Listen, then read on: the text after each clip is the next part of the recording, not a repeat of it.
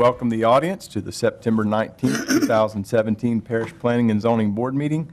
Would you all please stand as Coach Williams says the pledge of allegiance and the invocation. Our gracious God in heaven, again we come thanking thee for allowing us to see another blessed day. Thank you for health and for strength.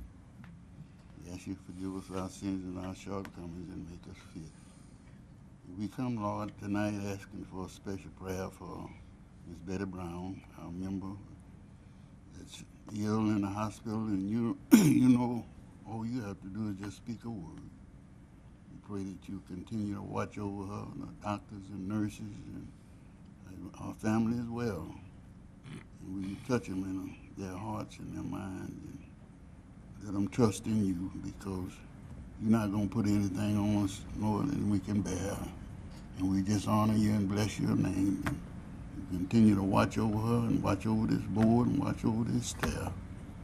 And we pray, Lord, for those who suffer throughout the land today, those who in flood, those in the storm. And you provide for their needs as well. And we pray for those who come tonight, Lord, seeking our help. We let the Holy Spirit guide and lead us that we might do that for which is right. And again, Lord, let us not forget this staff and Miss Betty Brown. And we pray, Lord, that you would, your own time and your own will, that you would turn her back to this board. This we offer our prayer this day in the name of the Father, Son, and the Holy Spirit. Amen. I pledge allegiance to the flag of the United States of America and to the republic for which it stands, one nation under God, indivisible, with liberty and justice for all.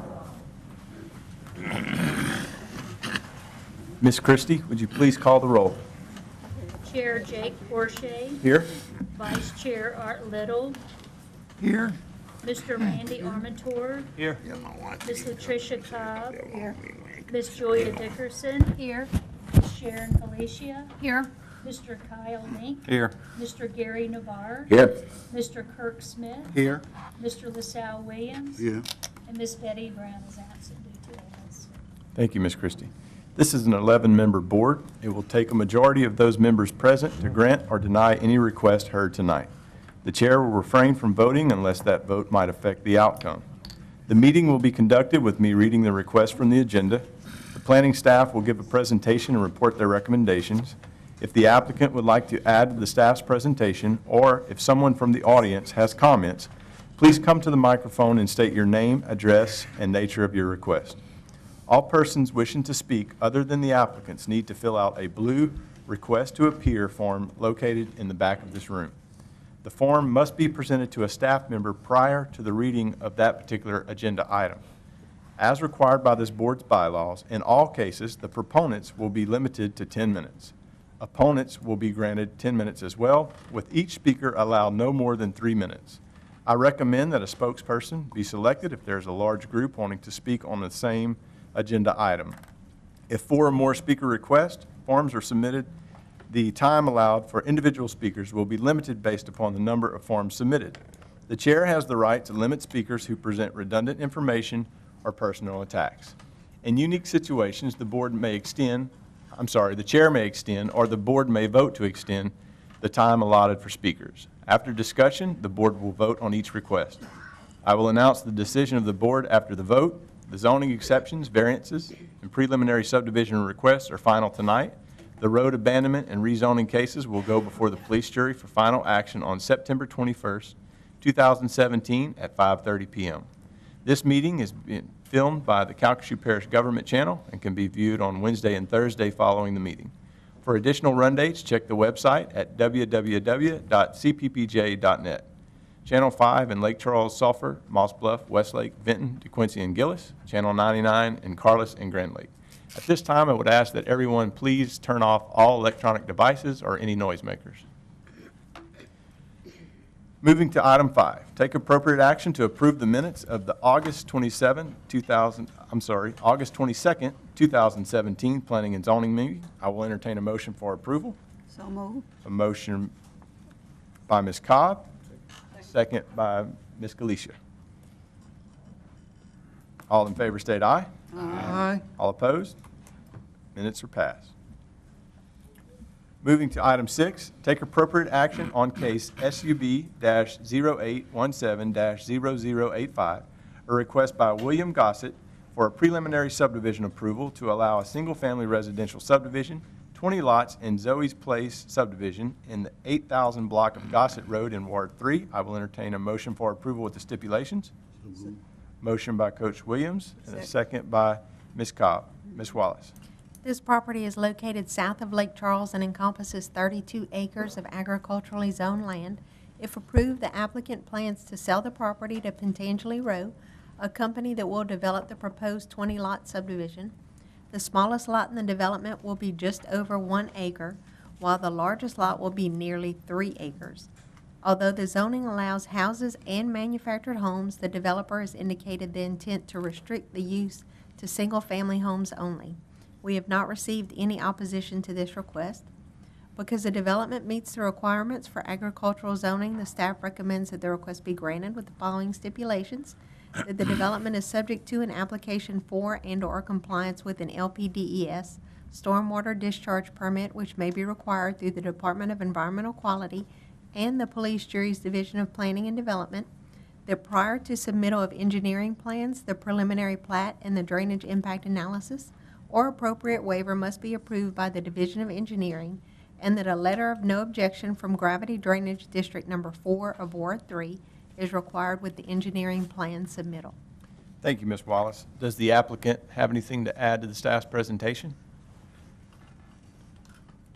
No? Okay. Any questions or comments by the board? Seeing no opposition, all in favor state aye. Aye. All opposed? Item 6 passes. Item 7, take appropriate action on case VAR-0817-0016, a request by MTT Real Estate LLC for a variance to increase the density requirements, allows 4 units, requesting 6 units at 437 Erica Lane in Ward 1. I will entertain a motion for approval with the stipulations. So moved. Motion by Ms. Cobb and a second by Mr. Link. Ms. Wallace. This property is located in Moss Bluff and encompasses .63 acres of multifamily residential zone land. Currently on the property are 2 duplexes. The applicant would like to construct a third. Adding these 2 units will exceed the permitted density of 4 units. If approved, the exterior of the new duplex will be similar to the existing structures, with the main material being vinyl siding. We have not received any opposition to this request. Because the development is consistent with the area, the staff recommends that the request be granted with the following stipulations: that the development adhere to the site plan on file, provided that the director may authorize adjustments to plans; that the development adhere to stormwater best management practices; that a drainage impact analysis will be required unless appropriate waiver is granted by the Division of Engineering; that all exterior lighting must be oriented inward toward the development to minimize intrusion onto surrounding properties; and that screening must be provided in accordance with Section 26-50 of the Parish Code of Ordinances. Thank you, Ms. Wallace. Does the applicant have anything to add to the staff's presentation? If so, you may come to the vote. No? Okay. Any questions or comments by the board? Okay. Seeing no opposition, all in favor state aye. Aye. All opposed? Item 7 passes. Item 8, take appropriate action on case EX-0617-0003, a request by Kyle Mears for an exception to expand an existing borrow pit from .54 acres to 1 acre at 3829 Levy Loop in Ward 3. I will entertain a motion for approval with the stipulations. So moved. Motion by Mr. Navarre, second by Mr. Link. Ms. Wallace. This property is located south of Lake Charles and encompasses 5 acres of agricultural zone land. Currently on the property is a house, a storage building, and a half-acre pond. The pond was constructed prior to the applicant purchasing the land in 2016. At this time, the applicant would like to expand the pond by removing dirt from the property and giving the material to 3 different owners who need it for house pad construction. As a matter of information, the applicant is also requesting a variance for the 50-foot setback. The variance will be discussed in the next agenda item. We have not received any opposition to this request. Because minimal impacts are to be expected, the staff recommends that the request be granted with the following stipulations: that the development must be in accordance with Section 26-1221F4 of the Parish Code, and that proof of a valid occupational license for the hauler must be provided at the time of permitting. Thank you, Ms. Wallace. Does the applicant have anything to add to staff's presentation? If so, you may come to the podium at this time.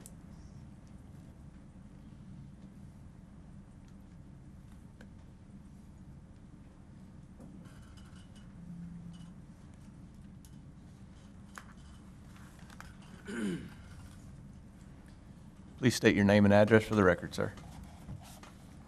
My name is Kyle Mears. Address is 3829 Levy Loop. The only thing I would like to add is that the pond was already existing. We want to exist it to the west side of the property, and it's only going to go from the front end of where the existing pond is now to the back end of the existing pond on the back side of the shop that's on the left. It's actually it's a 2,000 square foot building with a 1,000 square foot apartment inside. Okay. So that's the area of what we're looking at. Okay. Thank you. Thank you, sir. Any questions or comments by the board? Seeing no opposition, all in favor state aye. Aye. All opposed? Item 8 passes. Item 9, take appropriate action on case VAR-0817-0015, a request by Kyle Mears for a variance to decrease the setback requirement for our borrow pit. Requires 50 feet, is requesting 20 feet at 3829 Levy Loop in Ward 3. I will entertain a motion for approval. So moved. Motion by Mr. Navarre and a second by Ms. Cobb. Ms. Wallace. This is the same property discussed in the previous item. The applicant has requested the variance on the setback because he feels he needs the dirt from that area to have sufficient amounts to provide to the recipients of the dirt. We have not received any opposition to this request, but because there is no evidence of a hardship, the staff recommends that the request be denied. Okay. Thank you, Ms. Wallace. If the applicant would like to speak on this agenda item, you may come to the podium at this time.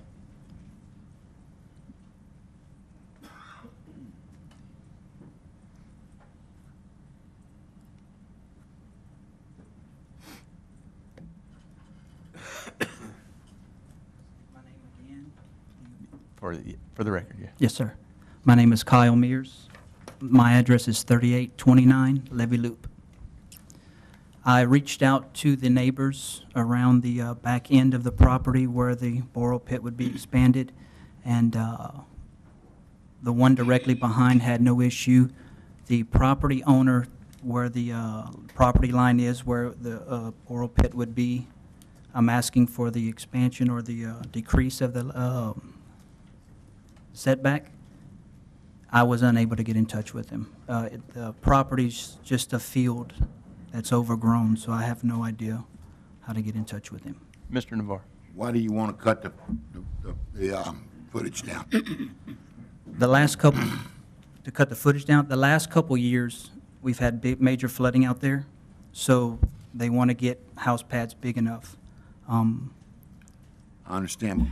You want to cut the setback requirement for the borrow pit from Yes, 50 sir. feet to 20 feet. Yes, sir.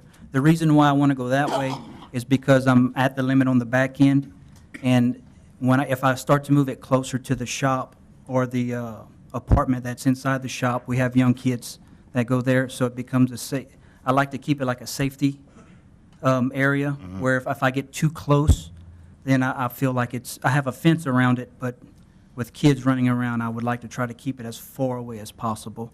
So that was really the only way we can expand it. Well, how far is it away from the shop? If you use the 50 foot, if you go by what our requirement is, 50 foot, Yes, sir. how far is it from your shop?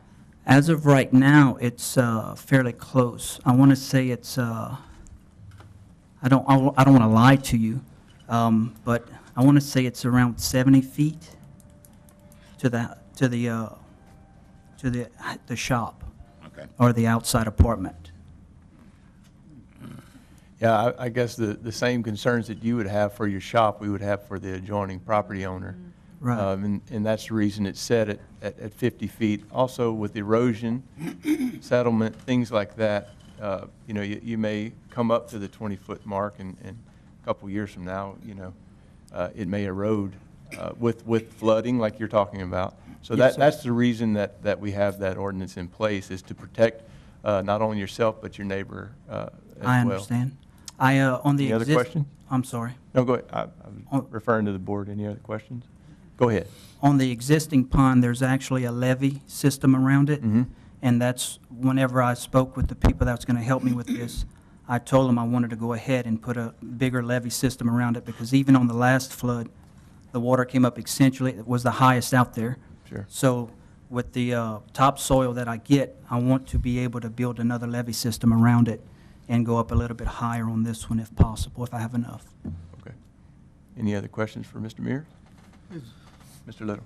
is there anything to keep you from going any deeper instead of wider to get the dirt you're looking for? It would just be, I'm not a dirt, I really don't know, to be honest. I don't know much about the dirt. Any other questions by the board?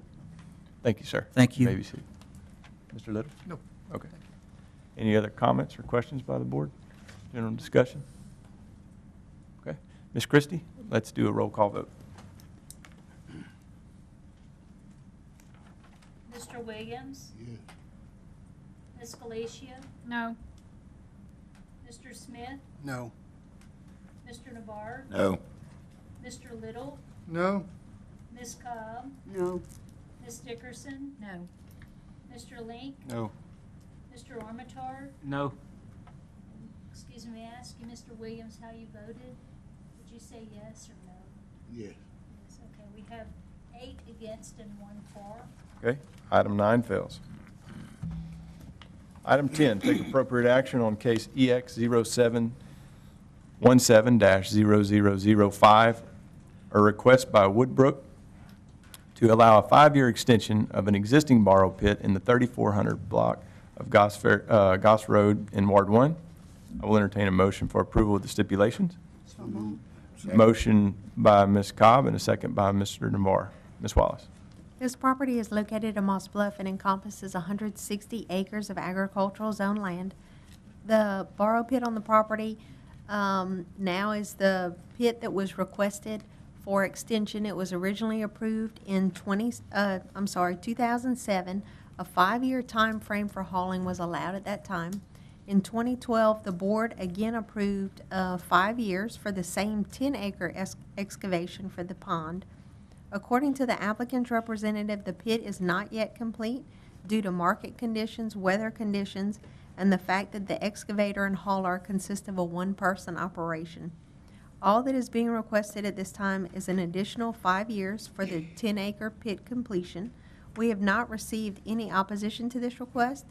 Because minimal impacts are to be expected, the staff recommends that the request be granted with the following stipulations: that the development must be in accordance with section 26-122 1F4 I through XI of the parish code, that the hauling must be complete within 5 years of board approval, that permitting is subject to approval of Gravity Drainage District Number 8 of Ward 1, that a development permit must be obtained prior to commencement of work under this approval, that a road damage bond in the amount of $100,000 must be submitted to the Division of Engineering prior to issuance of said development permit, with the bond remaining active for the duration of the hauling, and that proof of a valid occupational license for the hauler must be provided at the time of permitting. Thank you, Ms. Wallace. Does the applicant have anything you'd like to add to the staff's presentation? The applicant doesn't have anything further to add, subject to any questions or concerns the board may have. Thank you. Any questions or comments by the board? Okay. Seeing no opposition, all in favor state aye. Aye. All opposed? Item 10 passes. Item 11, take appropriate action on case EX-0717-0006, a request by Francis Duvall for an exception to allow a borrow pit, 77.8 acres, in the 6,000 block of Ward Line Road in Ward 2. I will entertain a motion for approval with the stipulations. So move. Motion by Mr. Little and a second by Mr. Link. Ms. Wallace.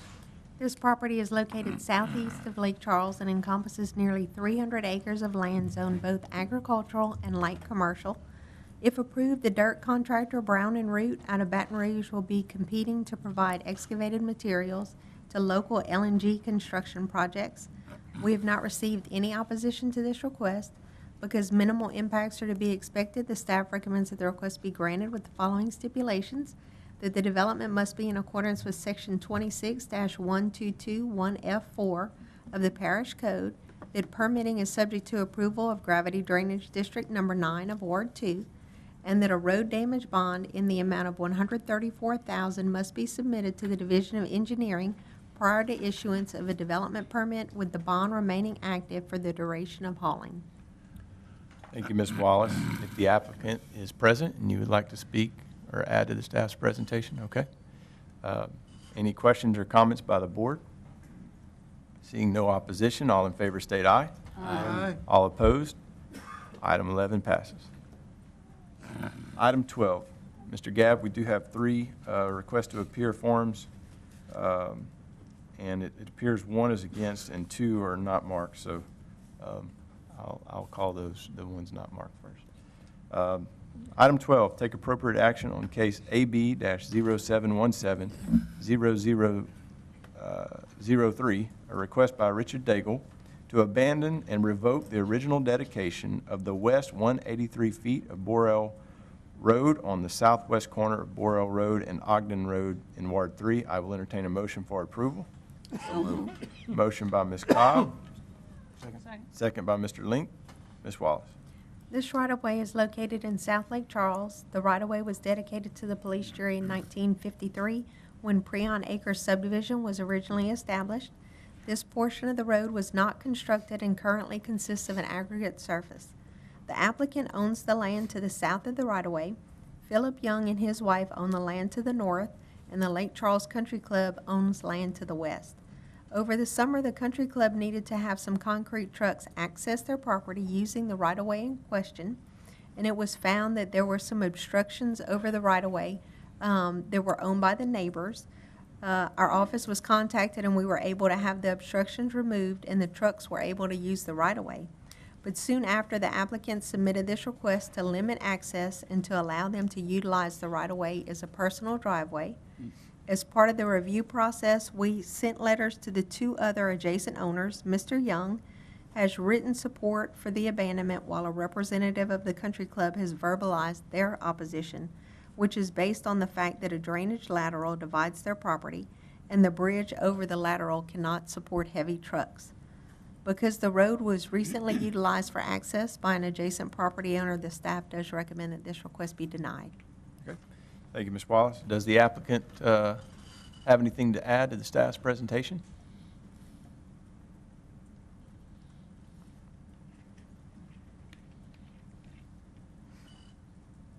Hello, my name is Chris Hobart. I live at 4602 Ogden Road. We've been living there, my family and I, for about 29 years, 28 years. And the whole entire time of us living there, you know, the country club has maintained it one time. I've not seen no parish roads maintain it. We've had to take in it our own expenses and everything else to maintain the road. Now, my kids and my neighbor's kids assume that it's a driveway. You know, they play right there. The only thing I'm asking is to keep heavy equipment out and trucks. I don't mind golf carts going up and down it, you know.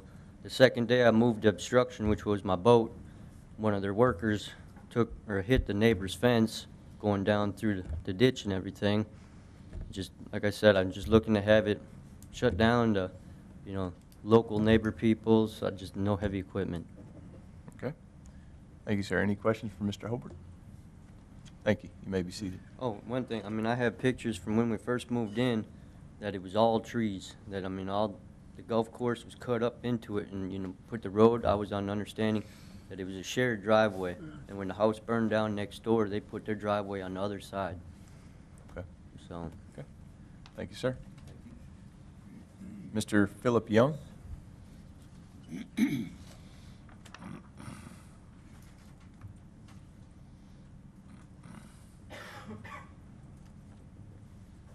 State my name again. Name and address. Yes, Philip sir. Young, 4542 Ogden Road. Yeah, my main concern is not only the heavy equipment, it's really loud and noisy. We're both retired, me and my wife. But we have grandchildren that play in that same area that Chris was talking about. And my fence is already damaged just from their construction workers that they have every now, cutting across, trying to avoid stuff. And they've damaged the ditch several times, the drainage ditch, the heavy equipment. And like I said, we've been trying to keep it up and maintain it. And it's mainly, I think about our grandkids, safety for our grandchildren, because we never know when there's going to be some kind of work going on from the golf course or whatever, But like Chris, as far as light traffic, I'm okay with that. That's all I have to say. All right. Any questions for Mr. Young? Thank you, sir. You may be seated. This time we'll call Mr. Michael Veron in opposition. Thank you. My name is Michael Veron. 3 minutes. Thanks, Sam. I live at 4815 Bell Reeve Lane. It is my unhappy duty to be the Greens chairman at the Lake Charles Country Club, as well as its legal counsel and any other job that doesn't pay anything. I grew up out in that area. The country clubs, that part of the golf course has been there since 1956. I first started going out there in 1961. For a long period of time, I had a house on Preon Terre, which is right around the corner. These folks were really my neighbors. And Chris McCallum is here. He's been our superintendent at the Lake Charles Country Club for the last 12 years. He's in charge of the golf course and the grounds. He'll be happy to tell you specifically how often we use that road, but it is our only access on the east side of the golf course. Our golf course is on 2 sides of Preon Lake Road, and there are 7 holes over there. We recently completed a bunker renovation. We've rebuilt greens. We've done a lot of things. We've got to rebuild the halfway house. The only way we can get there is down that public road. And as far as I know, it's always been used as a public road, and we have used it for those purposes. I'm unaware of our causing any damage. Certainly no one's ever reported that to us. If someone did, I'd be very happy to hear about it and to address it. But we really need that access. If we don't have that access, we can't get onto that property. So Okay. for those reasons, we're opposed to it. If you have questions, I'm happy to answer them, or Chris can give you the specifics of what Yeah, they use. he's listed here. I'll call him after. Does Okay. anyone have any questions for Mr. Barron? Mr. Armentar? Yes, looking at the pictures, and I could be wrong, I'm trying to visualize this. How do you get to your property with all the trees? You go right through there. Chris can tell you, but you go right down the end of Burrell Road right onto the property. That's what we've always been doing. Try to find the picture and put it up there. that one That one right there. Are you seeing what I'm seeing? Yeah, I'm just telling you, I know you can get there. How do you pass through that? All I can tell you is they've been doing it. I just don't know how you We drive through the finished, trees. we I don't- finished how much did we spend on the bunkers? I'm just not seeing how you Yeah, can get anything yeah. but a motorcycle through there, maybe a Yeah. golf cart. But all the Without trucks. going in the ditch or on somebody, the ditch to the, I'm looking from ditch to ditch, and I'm not seeing 10 foot from center of the ditch to the edge of the tree line, and I don't know how you're passing there. I've been out there a lot. I used to live out there, Right. and I mean, unless I'm seeing something that's not there, all I have to go by is this picture. honestly, Mr. Armentrout, I can't tell from that picture, but I have been out there. And I mean, I can tell you, they just finished telling you, we use it to go onto the golf I course. know they're saying that, but we hear a lot of things up here. Okay. Some of them aren't true. Yeah. Believe it or Well, not. Mr. West So Crane? that's all I'm asking, Yeah. are these trees, then somebody needs to let me know. Am I seeing I this believe right, Mr. or am I Crane, seeing it wrong? Mr. Crane has an answer on that. Okay. Mr. Armitage, this photograph that you're seeing, actually, that's a photograph from Google Earth that on the street view. So I don't know the date that this particular photograph was taken. This is not from one of our inspectors. So this photograph that you're seeing, those trees may have been removed I don't know, I haven't Right, I don't seen know it. either, So that's what I was wondering. I just want to explain that to you. The photographs that we had didn't come out, that were taken by the inspector, so we tried to quickly interject a photograph that you could get a sense of where this was. But the actual trees, I'm not sure, they may not be there any longer. So Right. I don't I And mean, those trees are on y'all's, the country club property, correct? Those trees in that picture? This can answer all this. bamboo and it's been trimmed back. Come on up. Come on up. Tell them your name. Please state your name and address for the record, sir. Chris McCallum, 1519 South Greenfield Circle. Okay. That's an old picture. That's bamboo that's grown into the road. That's been trimmed back.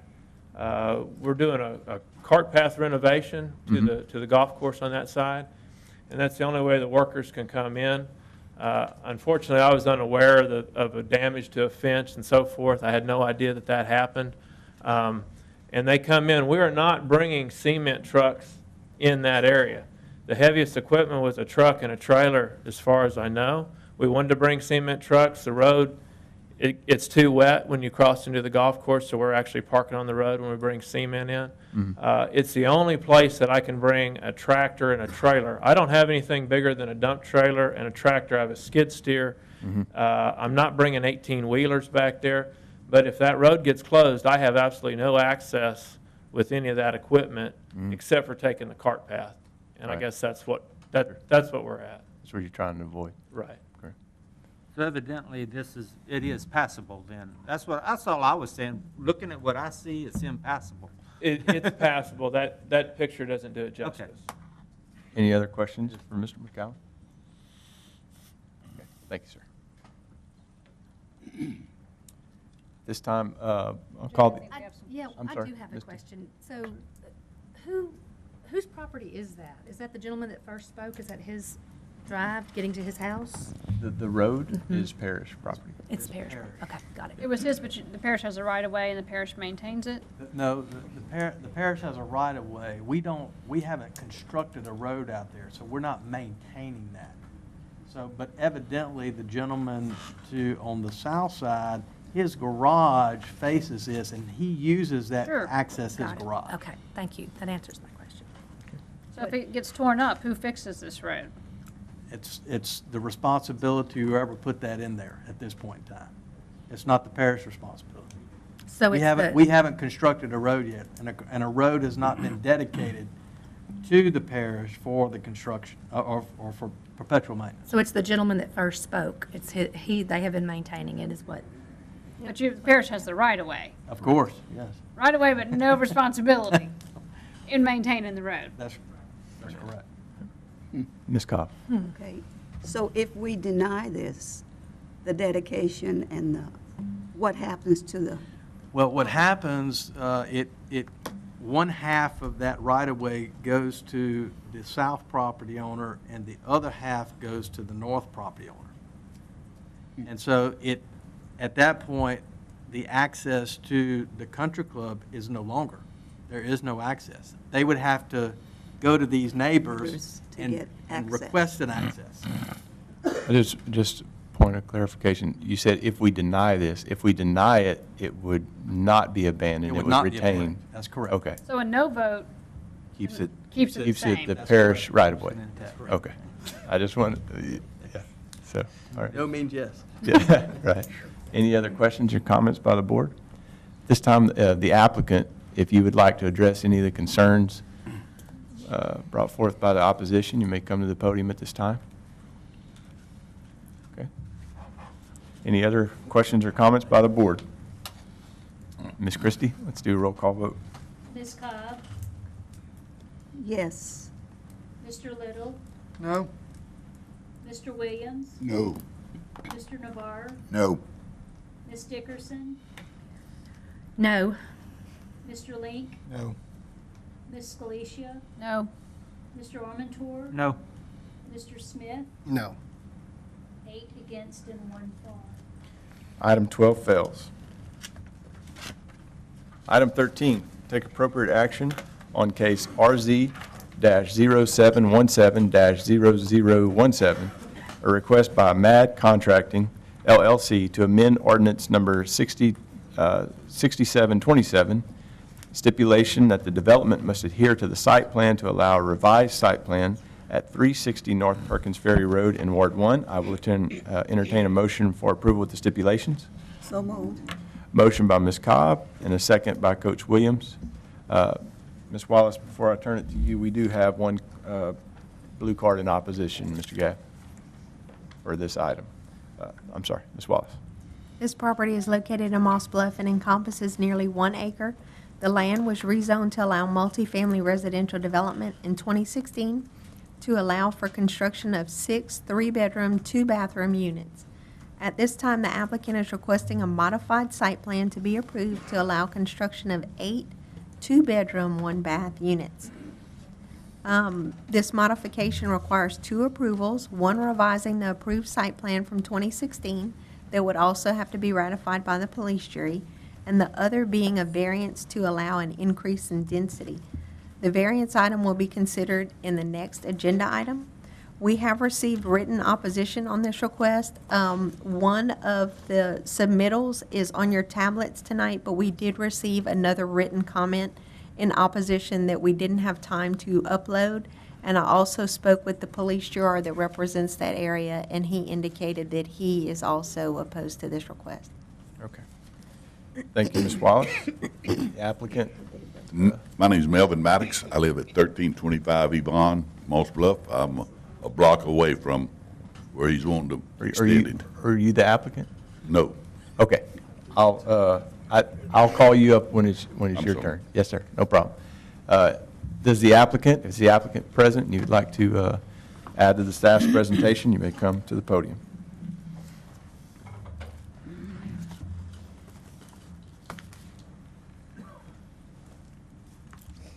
State your name and address for the record, sir. It's Robert Miller and 3239 Watts Road. So I know we have 2 different things that she mentioned in there. So what is the first one that we're going, just so I can just address that one? We're doing the stipulation that the development must adhere to the site plan. So you submitted a revised site plan. Yes, we have a revised site plan. And so in there last time, whenever we got it approved, it was just that I must adhere to it. So now that I'm wanting to change it, it's just saying that, hey, we need to, have another site plan. So we had to do 2 of them. But I guess I could talk a little bit about it. What's going on is I want to add another duplex, but actually we're going to reduce the whole size. It's going to be reduced in every way. So there'll be less bedrooms, and there'll also be less square footage on the property. So basically, last time I got it approved for 3 duplexes that were 3-bedroom, 2-bath. Now we're trying to go 4 of them that are 2-bedroom, 1-bath. The main reason I wanted to do it is because I want a manager there, someone that's going to be at a reduced rate, that can be there, be a single person. My dad's going to do it first, and he's going to be there to go through all the issues, which is mowing the grass, keeping the place clean, making sure everybody's parked where they need to park. So that was the concern they had last time, was that, hey, I have a rent house there, and they were concerned, hey, they're parking on the road and it's blocking traffic. And so there will be no issues like that. The lawnmower will be on site, and he'll be maintaining it and taking care of everything. So that's really the main reason I wanted to do it, is just so I could have him there, and then whenever he's no longer able to do it, if he gets too old, then I'll have somebody else there. If there's any concerns, they'll be addressed. Okay. So, any questions for Mr. Miller? Thank you, sir. You may be seated. This time we do have one blue card, as I said, in opposition, Mr. Melvin Maddox. My name is Melvin Maddox. I live at 1325 Yvonne, about a block down the road from where he's wanting to do this. There was a petition supposed to have been sent to a Miss Mary, I can't read her name, with oppositions from the people that live on the 3 streets that this affects. It is a very small, narrow road to start with. You cannot pass another car by a mailbox.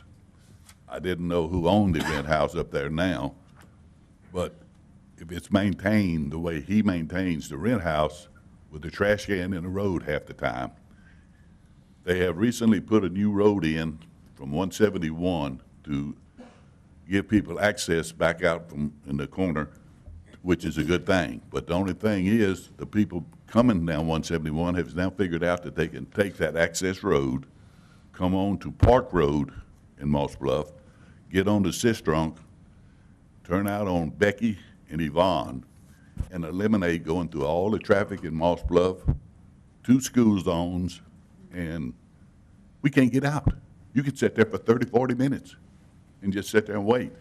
Now, he said he's gonna put in 6 first, and it passed, I think by 1 vote. I was here. Every time you have an apartment, you normally have 2 people in it. That's 2 more vehicles. So he's gonna put 2 more apartments, that's 4 more vehicles. There's just not room for that. Plus, he's gonna level all this out, square it down, put concrete on it. It's a flood area just south of that, east of that, I'm sorry. Everything down there, every house except mine, because I built mine up about 3 foot, floods. That's gonna put more water back down towards us. What's he gonna do with all these trash cans? He's got 1 renter now that stays in the middle of the road. What's he gonna have? 8 of them in the middle of the road now? He said he's gonna have plenty of properties, plenty of parking. What's gonna happen when he has guests come there? When they cut the grass now, the grass cutting machine stays, the trailer and everything stays on the middle of the road. You can't get by with 1 car. If he doesn't maintain it any better than what he maintains this, what's this gonna be look like here? And like I said, did y'all get the list of it? I didn't know if you did. There's some extras added to it since then. But it's just, and it's right on North Perkins Ferry Road. You can't get out. And it's gonna get worse and worse and worse. And I don't know this for a fact, but I understand he's looking at a piece of property right down Yvonne to put some more. I don't know that for a fact. I was just told that he was down there looking at the other property. So if he puts 8 more down there, with 2 people per house, that's 16 more cars we got. All right, any questions for Mr. Maddox? Thank you, sir. You may be seated. Any questions or comments by the board? Mr. Little. I got a question for the staff in regards to parking and driveways. Would this have 3 driveways or 4 driveways, 1 for each house, or is it? 1 driveway. Site plan One shows drive- 1 driveway. Yeah. And the driveway's off of Yvonne. Yes, correct. That's what it looks like. Right, they cannot exit off of, once it, North- off of, North Perkins. North Perkins. They gotta go No, on no the- talking from the audience. Thank you, sir. 1 driveway on Yvonne. Okay, any questions or comments by the board? At this time, I'll call the applicant back up to address the concerns of the opposition. Okay, like I said, we're gonna be reducing everything all the way across the board. So I understand this concern about saying, how many units. So there's 3 units that's gonna be there now, that there's already gonna be people there. So the way it's laid out, I wish we had the other picture, but basically it was, the other picture, the way it's on Yvonne. So the only thing I could say is with the grass cutting now, whenever they had that meeting, I understand, I used to pay, well, the renter paid somebody, that's not me, but the renter would pay somebody and they were parking on the road. I mow it right now personally, and I can guarantee you, I've never parked on the road. I park in a driveway, I just did it last week, and I mow the grass and I leave. I don't park on the Yvonne Road. Now, he's talking about the trash can being in the road.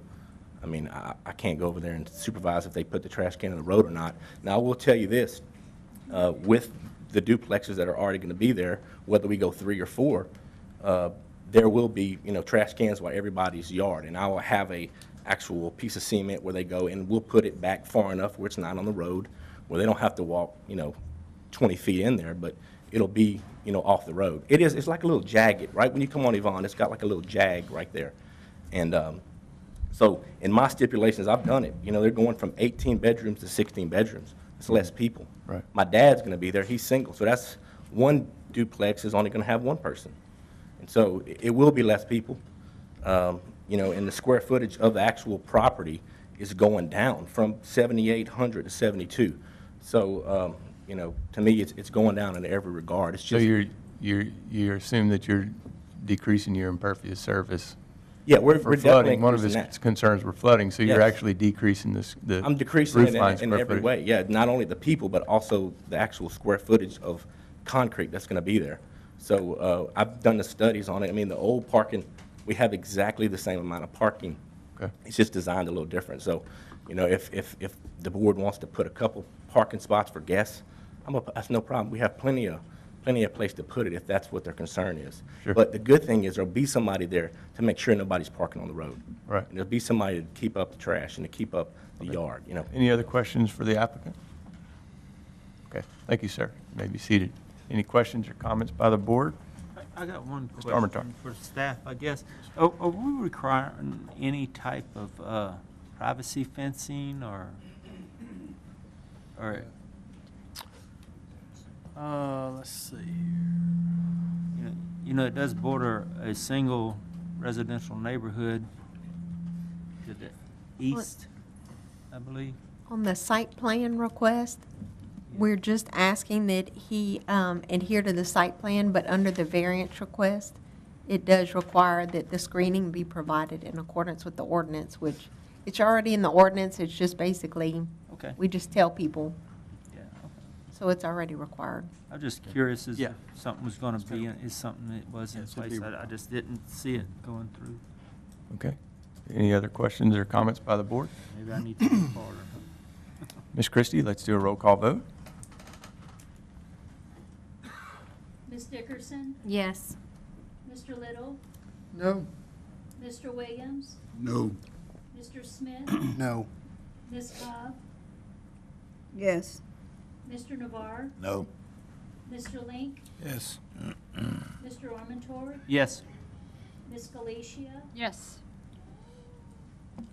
5 for and 4 against. Mr. Chairman, you must vote. You must vote now. Yes. 6 for, 4 against. Item 13 passes. Item 14, take appropriate action on case VAR-0717-0013, a request by MAD Contracting LLC for a variance to increase density requirements, allows 6 units, requesting 8 units at 360 North Perkins Ferry Road in Ward 1. I will entertain a motion for approval with the stipulations. So moved. Motion by Ms. Cobb, second by Mr. Link. Ms. Wallace. This is the same property considered in the previous agenda item. The permitted density in this zoning is 6 units for that size property.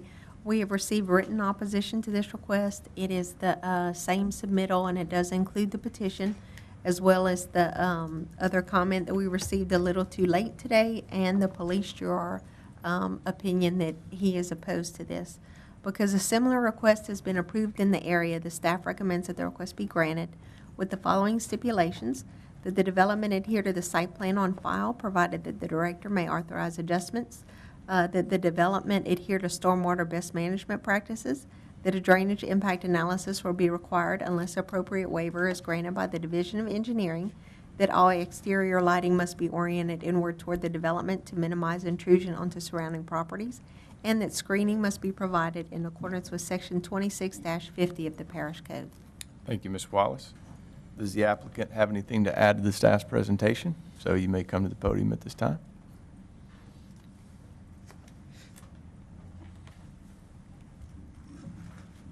Yeah, again, this is Robert Miller, 3239 Watts Road. The only thing that I would really like to add, you've already heard everything I've said, it's the same thing. We're actually going down. I just want somebody there to be there to take care of it. I did reach out to Mr. Kevin White and to try to explain to him what was going on, so he knew. Because I know it looks like, hey, he's trying to increase, but I'm really trying to basically distribute it different, and we're going down. You know, I hope everybody can get that picture. The main reason I did it when I first went in, and I don't know much about this, I build houses for a living, but so when I went into there, she said, you know, in this square footage, you can do 7 doors. So in my mind, 7 doors is what she was saying, is what the actual requirement was. With being an acre, you can do 7 doors. So I thought it was 7 dwellings. Yeah, what I look at is a door. So 7 dwellings. So automatically, that's why I went for 6, because I didn't think that you could actually put a single unit there. I wish I would have done that when I wouldn't have had to go back and redo this, because really the single dwelling would have been able to house my dad to be able to be there and manage it, or a manager. So that's really the whole reason I'm here. You know, we're going to go, the project's going to go forth, but I would just like it to be revised where we actually go down, we do smaller units, it's going to be less people, again, and less impact on everything, myself personally. And so I can't be there all the time, but he can. And so he's retired, he can be there and take care of it. Like I said, with Mr. White saying that he was opposed to it, I did reach out to him. He happened to be in a meeting. I didn't realize that it was a zoning night or whatever about 2 weeks ago, and I haven't got a call back from him to explain it. So, but if we get to go before, I'll explain it to him. You know, hopefully I can change his opinion. Okay. All right. Any questions for the applicant? All right. So just to make sure that I'm clear, item number 13 was the ordinance for us to look at it and view it. Now 14 is for us to vote on. The 13 was to revise the site plan, which in essence, you know, Gave us shows the to show different us, units And so now and we're revised voting. parking and, Okay. yep. And so now we're, You're voting on density. the Got it. density. Any questions or comments by the board? Mr. Melvin Maddox filled out for 13 and 14, if, so you come to the podium. Melvin Maddox, 1325 Yvonne. My thought on reduction is lowering. When you go from 6 to 8, that's not reduction. When you go from 12 cars to 16 cars, that's not reduction. That's increasing. You can shove it any way you want to. He's increasing. Amount of people going to live there, that's not going to reduce them. There'll be a man and a woman and a couple of children. And most of them, the families now, the young people, both of them have to work because of our economy here. And they're going to be leaving there. And there's going to be kids coming home from school that's going to be running that road. It's dangerous. It's on North Perkins Ferry. They can't exit out there. That's all I can say. If you approve it, it's just going to be more traffic and more congestion. And now they back up one block on a residential street to get out. They backed up a block, and what's going to happen to all these 16 people that's wanting to get out? There's going to be tempers flaring, and there's going to be problems. Okay. Thank you, sir. Any questions for Mr. Maddox? You may be seated. Any questions or comments by the board? I think it is definitely debatable on the number of bedrooms are decreasing, bathrooms are decreasing. As far as kids, you know, I mean, we could debate that it's going to decrease density or increase. We know we're trying to approve the two additional units. I wanted to ask the staff a question. In your notes, you said that and your reason for approving it was that similar requests have been approved in the area. Have we approved similar density in the area of this I property? believe last month for Alvin Stevens, just a little bit north Okay. of this request, maybe about a mile away. It was a very similar request. Okay. And we did approve that? We did approve, okay. Any other questions or comments? If the applicant would like to address the concerns of the opposition, you may come to the podium at this time. Okay. No other comments, questions? Ms. Christie, let's do a roll call vote. Mr. Link? Yes. Ms. Galicia? Yes. Mr. Navarre? No. Mr. Little? No? Ms. Cobb? Yes. Mr. Williams? Yes. Mr. Ormantor? Yes. Ms. Dickerson? Yes. Mr. Smith? No. 6 for and 3 against. Do I need to vote? No. Okay. Item passes. Item 14 passes.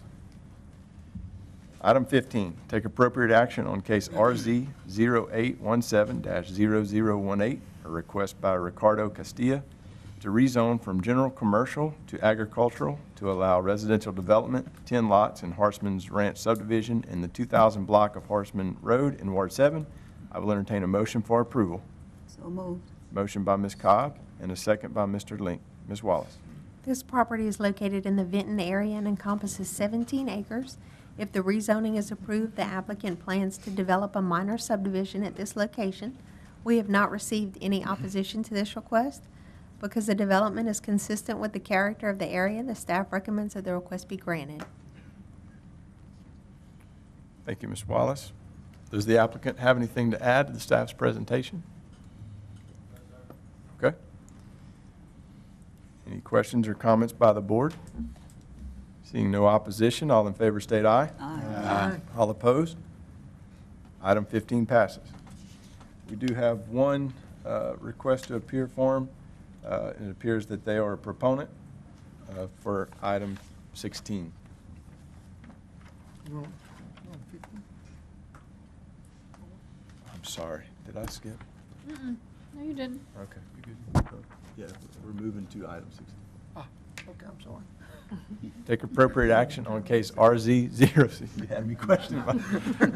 I'm someone to question. Take appropriate action on case RZ0817-0019, a request by Danny Hollowell to rezone from mixed residential to recreational vehicle park to allow a recreational vehicle park, 4 recreational vehicle spaces, and 1 manufactured home space at 2932 Renee Street in Ward 3. I will entertain a motion for approval with the stipulation.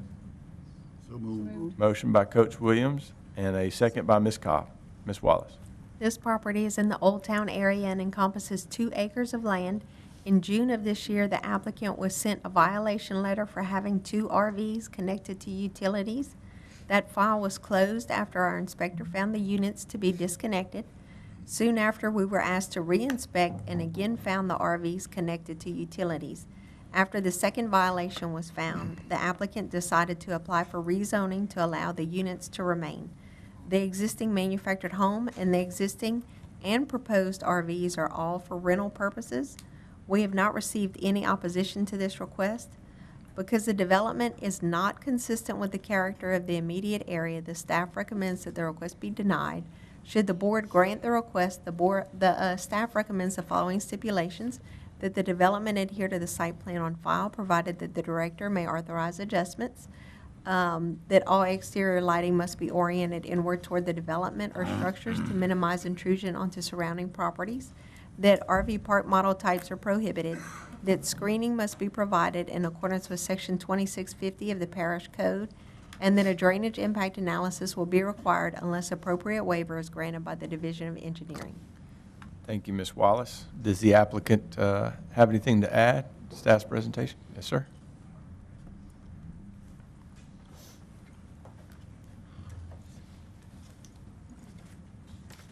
Danny Hollowell, 740 North Uval Drive, Moss Bluff. I feel like the low man on the totem pole here because I'm not asking for a whole lot. I just like to explain, my intentions here. I'm not asking for, major construction. They were talking about the surrounding areas. There are parks and other mobile home parks in the area. Me and my wife, we inquired the property, I guess a year and a half or so ago, and it's been family property, her family property, since the 50s. And they were going to sell it, so we were kind of, she didn't want to see somebody else get it, so I said, well, let's get it, and maybe we can develop it and use the campers, because I got friends and family coming in from out of town. As y'all know, find an RV place or even for them to hook up, there's nowhere, And I'm only asking for the 4 additional spots on the property to be utilized, my property, and keep it a private facility, and, for, our purposes. And also, involved in the water ski club, and I hold an event probably once a year, every 2 years, local. So I have friends, family also come in. We have a place on Goss Ferry Road, a camp, well, my father does, but we don't have the facility to hook up, for them to stay. So we're right around the corner. It's very convenient. I use the property, basically I got, just to keep some of my, other stuff there. So I'm there all the time. The yard's never looked better. So I'm just asking y'all to consider, I'm not, I'm not digging a dirt pit or trying to put in, multi-residents in the area. But, so that's what I like to add. Any questions for the applicant? Ms. Cobb. So you're not using any of the property for rental? We have the mobile home there, and we brought it in for my stepson. Right now it's down. We're having to do some work on it. And the violation of which was in question, I had my cousin's wife was in town, and I had asked her, because I did have a tenant in the mobile home, So I had to evict her after she rode on my shirt tail for about a month. It took me to get her out of there, you know. So they're giving me, you know, and I tried to explain, you know, what the situation was. But, you know, I want to be in compliance. I don't, you know, I'm trying to do this right. I mean, I can drive through that neighborhood right now and find 10 violations. I'm not that person. You know, I know right around the corner within quarter of a mile, there's RVs on property, they're hooked up, they're renting them out, you know, but I'm always told by, well, if there's nobody complaining, you can keep them. That's, you know, then, you know, I understand we need rules and we need codes, or we'd have a very big mess in this, you know, parish. So I'm all for it, and that's why I'm saying I want to do it right. You know, all the, you know, the people I've spoke to with the police jury and everything, they're saying, you know, just rezone. So, you know, I'm like, well, that's, you know, what, you know, that's, you know, was the suggestion, and I'm like, well, if it'll work, it ain't like I'm trying to put in. I mean, they got a very nice RV park right across the street of Renee, with a little store off Old Town Road. Guy did a great job. It's a very clean park, and you know, I highly recommend, you know, people coming to town, if you can get a vacancy, you know, that's where I would want to stay. You know, I've worked on the road. Well, I've been home for the last 2 years, but you know, I also pretty much lived in my RV because I was traveling all the time. Sure. But you know, it's. So you wouldn't have a problem with us putting a stipulation that it couldn't be used for rental property? Well, I would like to keep the options open as far as also for my mobile home, because I don't, that was, you know, I didn't want to be shot down on that, you know, keep that option open. But I mean, I am the one that maintains, and I am willing to, you know, comply in any you know, screening or whatever I have to do. I mean, I already have to up the sewer system. I mean, there's a lot of things that, you know, that I'm gonna have to do to even make this, you know, be able to be used, functional for what we are, you know, I'm applying for. Okay. Any other questions for the applicant? In my understanding, I want to make sure I'm clear, there were 2 violations, correct? They had sent me one. No, the only one that I know of is with the one I was sent first off, which I did comply. And after that, neither one was ever hooked back up. Exactly. But when he said, the inspector had went out, he had also, you know, he did call me, and he asked me if, he said, well, I got another call this morning. That morning, I don't have the date.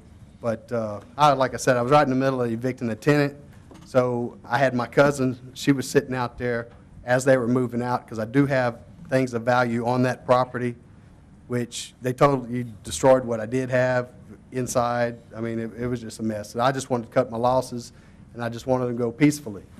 But, you know, I mean, she was the one that made the call. There's no doubt about it. But, you know, like I said, I didn't. I mean, it was, you know, my RV. My cousin had his RV there. He'd come in, you know, he's been coming in on weekends, going fishing. You know, I didn't see a big problem, you know, in the beginning, and I'm like, you know, I don't mind, you know. But then, you know, after going through the chain and talking to Miss Tammy and realizing that, you know, hey, just if you have one RV and it's hooked up on the property, I have to, you know, you have to be in compliance. So, you know, that's why I'm. Okay. Thank you, sir. Thank you. I'm sorry. I'm sorry. Yes, I had a, Sir? Could I just very quickly address to the podium. Mr. Smith's question? Go ahead, Ms. Our Bond. records do show that there was a second violation. Now, I can't access my information from here, but it may just be that he hasn't received the second letter, but we did have 2 violations there. I'm sorry. Okay, I did not know, but like I said, I want to be in compliance, so whatever I have to do this would be mean a great deal to me and my family. Okay. Mr. Armitage? have you discussed this with any of your neighbors? I think we have Miss Tina down at the end of the road. She was an old friend of the family. I haven't, like I said, I haven't had nothing, you know, no problems with any of my neighbors. I mean, for years, I mean, even after grandfather Mr. Rowland passed away, and their house burned down on that site. You know, there's been an RV hooked up pretty much ever since the house burned down. And then my wife and I actually brought the trailer in for my stepson, her son, you know, for him to have a residence. But, you know, like I said, I mean, it's been quiet. I mean, I haven't had no problems with the neighbors. I think actually the police jury, or my understanding, actually owns the lot connected to me, or the parish does, which, you know, I mean, I would even, you know, if considered, I mean, I know save some taxpayers' money, I'd be glad to even maintain that lot on top of it.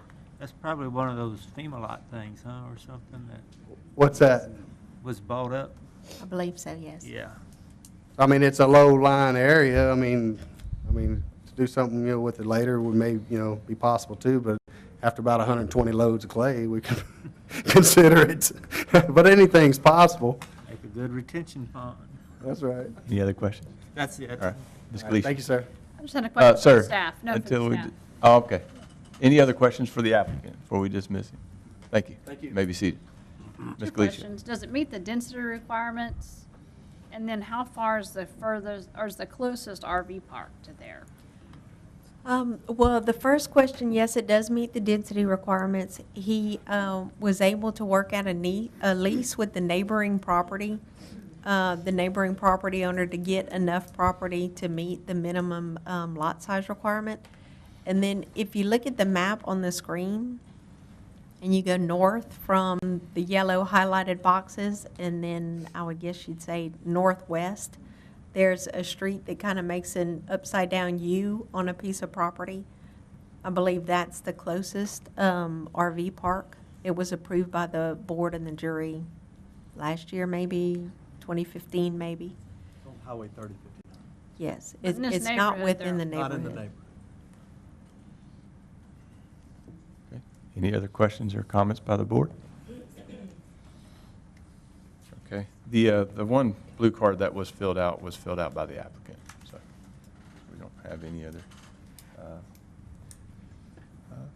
There are no additional questions or comments or discussion. We'll turn it to Ms. Christie for a roll call vote.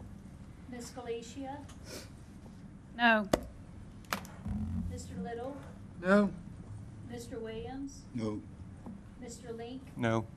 Ms. Cobb, No. Mr. Smith, No. Ms. Dickerson, No. Mr. Amador, Yes. Mr. Navarre, Yes. 7 against and 2 for. Okay. Item 16 fails. Moving to item 17, we have two blue cards in opposition. Mr. Gabb. Take appropriate action on case RZ-0817-0020, a request by Wendell Thibodeau to rezone from agricultural to recreational vehicle park to allow recreational vehicle park 19 spaces at 3132 Highway 108 West in Ward 4. I will entertain a motion for approval with the stipulations. So moved. Motion by Ms. Cobb and a second by Mr. Link. Ms. Wallace. This property is located in Carlos and encompasses 12 and a half acres of land. Currently on the property is a house, a garage, and a pond. If approved, the existing house would serve as a caretaker's residence and office. Laundry facilities would be added. The applicant intends to keep the existing trees intact to serve as screening. We have received written opposition to this request, and it is on your tablet. Because the development is low density, fronting on a state highway, and is naturally buffered, the staff recommends that the request be granted with the following stipulations: that the development adhere to the site plan on file, provided that the director may authorize adjustments; that all exterior lighting must be oriented inward toward the development or structures to minimize intrusion onto surrounding properties; that RV park model types are prohibited; that natural screening be maintained or additional screening be provided in accordance with Section 26-50 of the Parish Code; that a drainage impact analysis will be required unless appropriate waiver is granted by the Division of Engineering; and that permitting is subject to approval of the Louisiana Department of Transportation and Development. Thank you, Ms. Wallace. Does the applicant have anything to add to staff's presentation? If so, you may come to the podium at this time.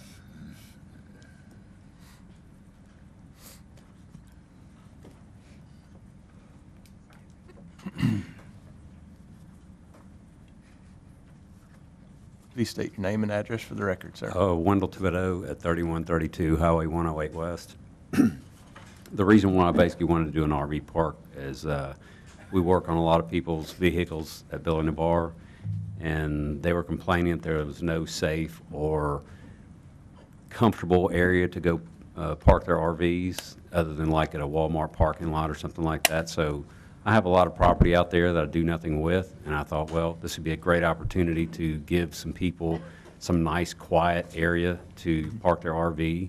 I have a fishing pond there. You can have that. I have one of the neighbors across the street has like a washateria company. He said that he'd provide the washer and dryers for it. All the people that I did talk to said that they were for it. There was a few people I weren't able to talk to, and I don't know everybody in the neighborhood. I mean, you know, I work all day, so I'm just trying to provide a good place for people to come to town and have a nice, quiet place to relax and not have to worry about, you know, a bunch of loud music. I mean, I'm 54 years old. The last thing I want to do is have somebody on my property upsetting me.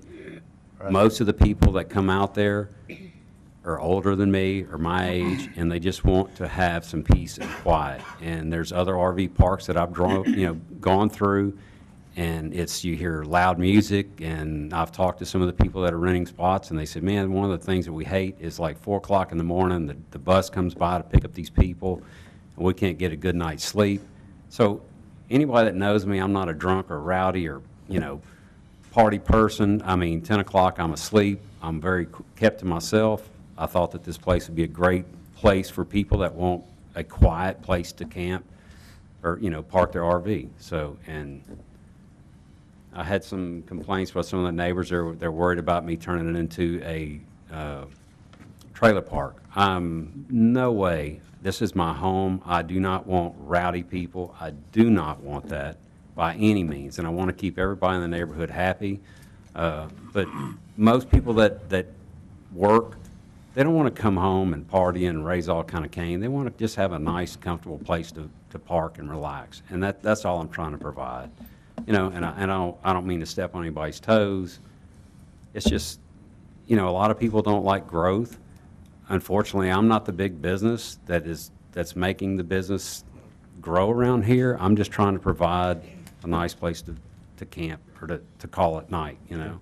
So, are there any questions for the applicant? Yes. You reside on this location? correct. Okay. Which means there will be no loud music or any of that. I want to provide a nice, quiet atmosphere, so. Any other questions for the applicant?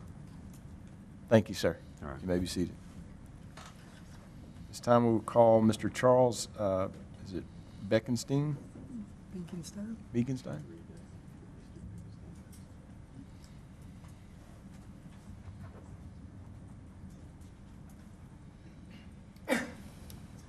There's a silver Chevrolet truck with "Beware of Dog" sign on the vehicle, and it needs to be moved.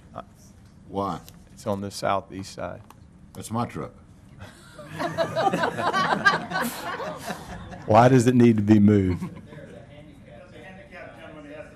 So somebody. Okay, there's a handicapped man. Mr. Chairman, we take a few Let's minute recess. take a brief recess.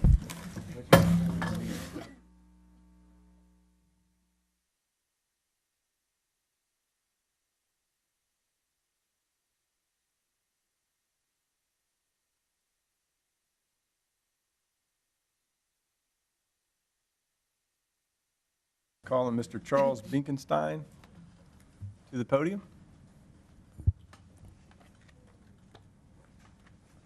State your name and address for the record, sir. Charles Binkenstein, 6899 Binkenstein Road. Yes, I have several oppositions to this rezoning. Mr. Thibodeau is a fairly new resident in the area, 4 or 5 years. And I hate to rebut, but he did not contact any of the neighbors that I've spoken to, including myself. I talked to Mr. Harold Hosier, who owns the 2 adjoining properties north and west of him. Mrs. Abshire, who lives north of him. The Broussards, who live just north of him through the next small pasture. And then I live on the property to the east of him. Binkenstein property, my family's property, which directly adjoins his eastern border. The first problem I have is security for the surrounding properties. How is he going to keep his residents off of our property? We already have a huge trespassing and trash dumping problem in our area. Because we're so remote, there's no effective law enforcement response in our area. Times usually range from 30 minutes to 45 minutes for a sheriff's department to get there. The best I've seen is 15 minutes. By that time, whoever's doing something is gone because they stop, turn in our driveways, dump trash, steal whatever. They get on the road. Highway 108 goes directly to I-10 in Benton. They're out of the state in 10 minutes. So we would need some type of security for the surrounding people. A lot of the people that live in that area are older folks that have been there their entire lives, especially the people that live closest to him. I'm lucky enough that we're approximately a quarter of a mile from him, but my family's property is directly affected by this. Second concern I have is it's directly in a flood zone and a drainage area. On that side of Highway 108, most of everything north of Highway 108 for the half mile to a mile west drains up to the corner of Shoepick and 108, which is just west of his property. It has to go under that road, through his front yard, almost to my driveway, and then try to get under Highway 108 to go south into the bayou. And we already have a severe flooding problem in that area, in that corner. And it floods my driveway, and we have an issue with storm surge. It also backs up into our area. So I don't know what kind of flooding issues this will create by developing this land. Third issue I have with it is it's not consistent with the dwellings in the area. There are no rental properties that I'm aware of anywhere in that area. It's all single-family, landowner homes. Even the mobile homes there, they own property there. There are no rentals that I'm aware of. It's all landowners, typically family land. It may be 2 or 3 generations on a piece of property. That's the only time that land is bought out there is typically they sell it to one of their family members so that they can build a home out there. That's the beauty of that area is that it's landowners that all take pride in their property. They respect their neighbors, and there's no rentals in the area. Thank you. Thank you, sir. Thank you. You may be seated. I will call Mr. Brent Spell, also in opposition.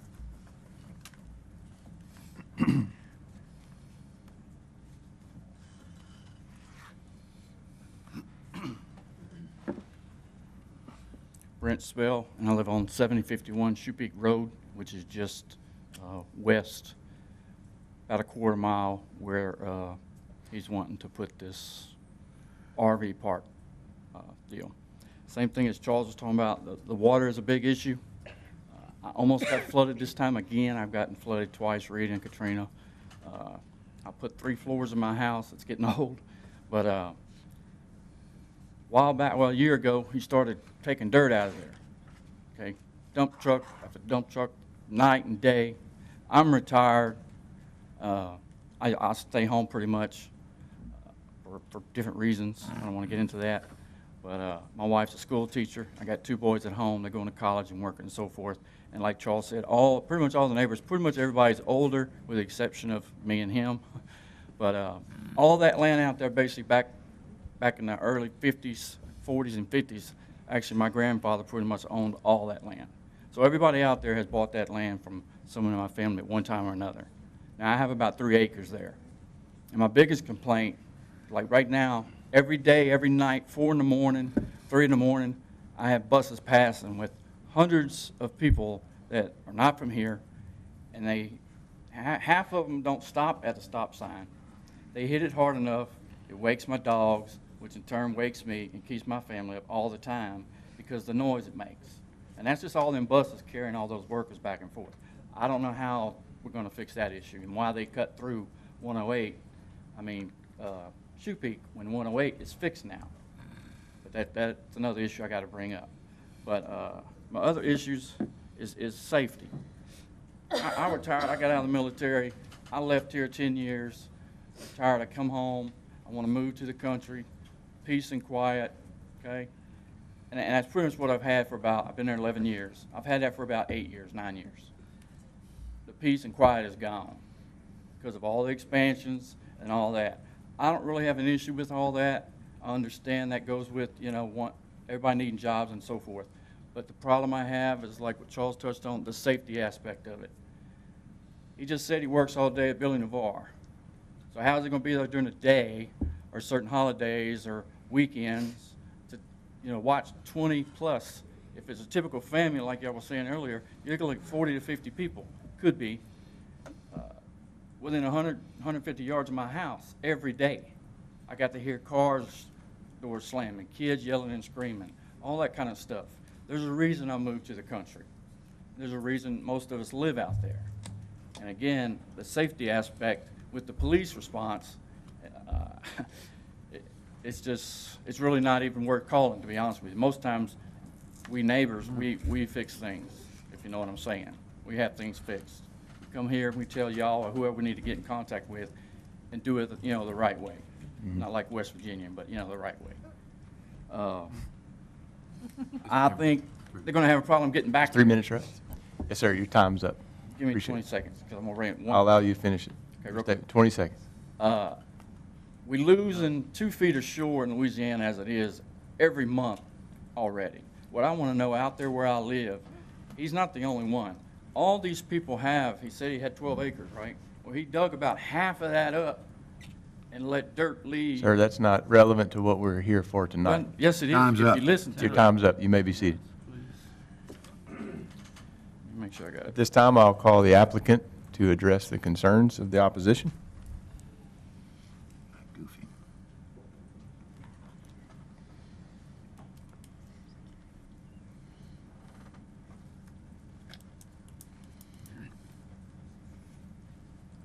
Wendell Thibodeau, 3132 Highway 108. Actually, I've been out there for 10 years, so I guess that means I'm pretty quiet, if you don't even know that I'm out there. The trucks and the traffic, I don't know what to tell you about that. I mean, Please address the board, sir. it's going to happen. You know, as the city grows, you're going to have population growth. People are going to have places to stay, live. All I'm trying to do is provide a quiet place. And yeah, I mean, I can admit, when I moved out there 10 years ago, it was like a ghost town out there. And it's not my fault that we have all this traffic. It's not my fault that we have all this construction. I'm just trying to take advantage of a situation here. And I'm sure that everybody that I talk to that has an RV wants a nice, quiet place that's out in the country to enjoy the country like y'all do and like I do. And that's the reason why I went out there, is to enjoy the country. And yes, I do have a full-time job, but my wife's a stay-at-home wife. My daughter, I have a guy that helps me out around the place. So it's like, it's not going to be unattended. I will hire a hand to be there to do whatever needs to be done, you know? But I will not tolerate the rowdy people. I mean, I'm just trying, like I said, just trying to provide a good place, you know? Okay. Any other questions for the applicant? Thank you, sir. You may be seated. Any questions or comments by the board? Ms. Christie, let's do a roll call vote.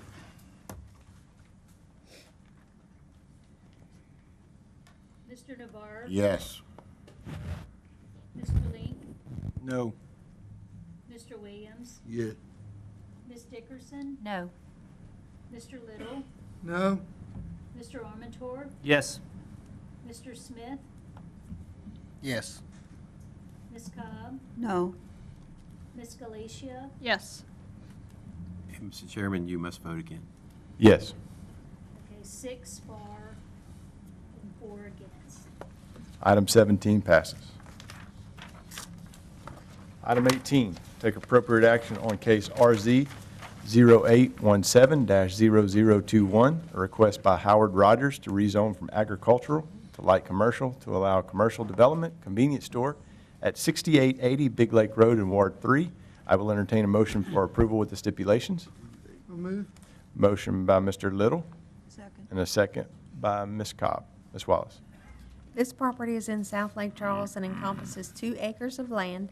If the request is approved, the land will be sold and the new owner will construct the proposed store. The store will have a brick and stucco exterior with metal awnings. There will also be 4 islands with gas pumps. We have not received any opposition to this request.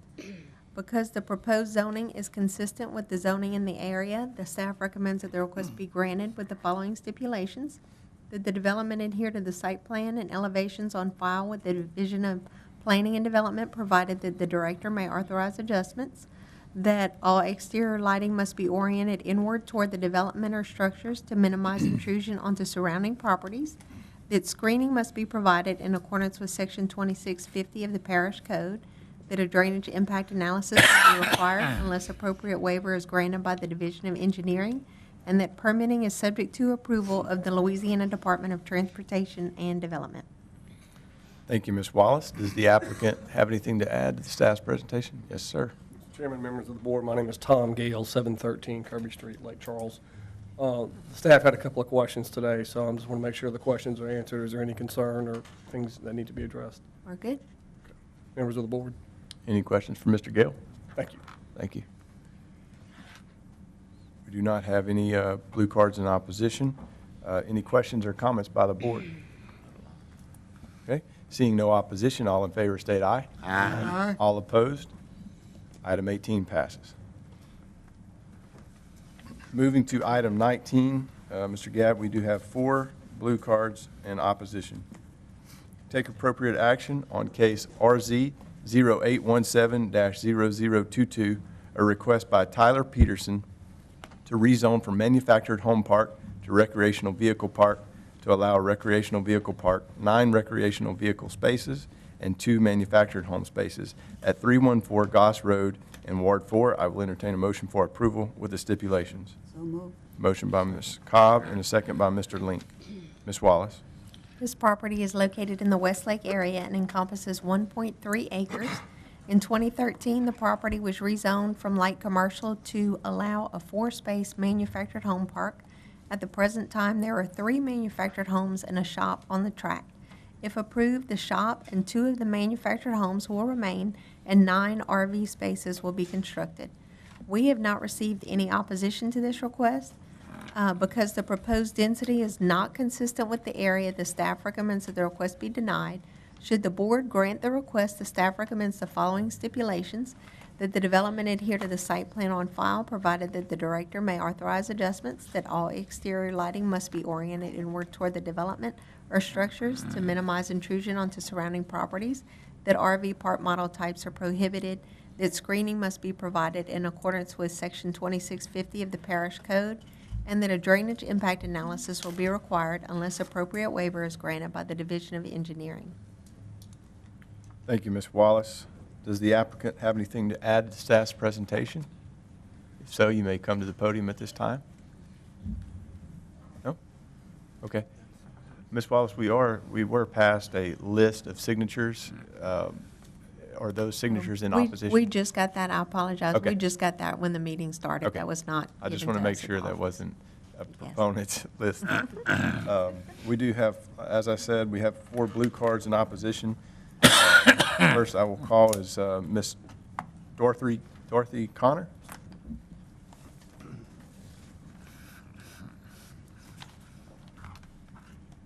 I'm Dorothy Connor. I live at 1905 Miller Avenue, Westlake, Louisiana. I'm here on behalf of a small group of people that don't want to see the RV park in. The reason being is this, where they're wanting to put this in is right in the middle of a residential area. To even gain access to it is right now is being used as a shortcut for people from Moss Bluff. It cuts right between Davis Road and Westwood Road. So if you know anything about the traffic, it backs up. So they're using it as a shortcut as it is. So now the road already is taking more traffic than it needs to have. It has very low shoulders and deep ditches, so it doesn't accommodate bringing campers in and out, a heavy traffic. That is one of the oppositions that we have to it. It's just a narrow road, being overused, and that. Westlake is a trapped area. We have no place to grow. We don't have a lot of residential areas, and it's being eaten away. this area accommodates first-time home buyers, young people, so has some mobile homes in it, older people who's lived there forever. And so what on this area is families. And to be putting RVs in here, you're going to have people that kind of come and go. And this is just not the place for it. Currently, we have another one that's going in on Houston River Road that fits it very well because it'll be across from Cecil, that we can't argue with. But to put an RV park right in the middle of a residential area where, you know, you've got, it's a neighborhood.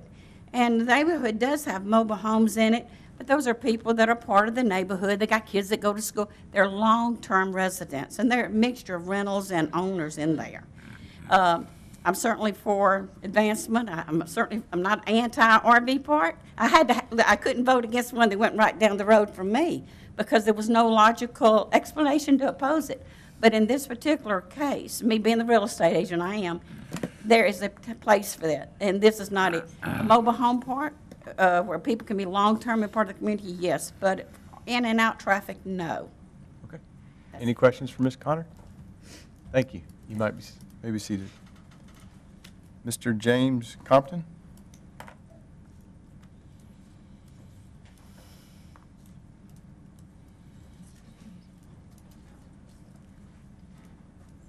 I'm James Compton, 317 Goss Road, which is directly across from where they're wanting to put all these in. That house is 1 year younger than me, actually. I grew up in that house, moved away seeking my fame and fortune for about 40 years. Y'all ever hear of me? I got shot in the foot for the fame. But anyway, my wife and I have moved back. I'm retired. She's still working, but bought my siblings out of that house and planned to get it up to code, living there, and then I noticed this sign's coming up. There's already a house and 2 RVs and a garage apartment with people in there. At the house across the street, there's like 9 vehicles during the day.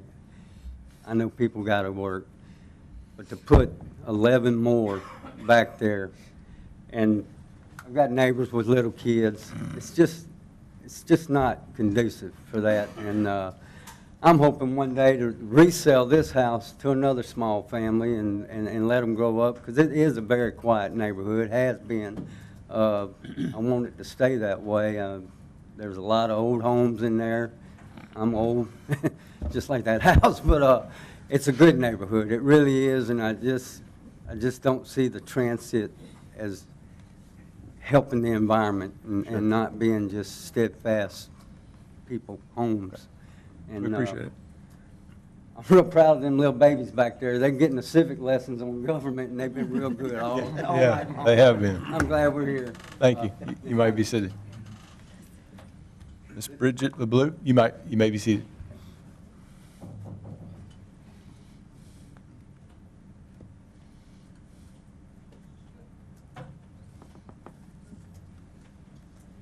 Hello, I'm Bridget LeBlue. I live at 320 Goss Road. I actually live next door to the property that's in mention. The petition that had went around is actually opposed to the RV park. Right.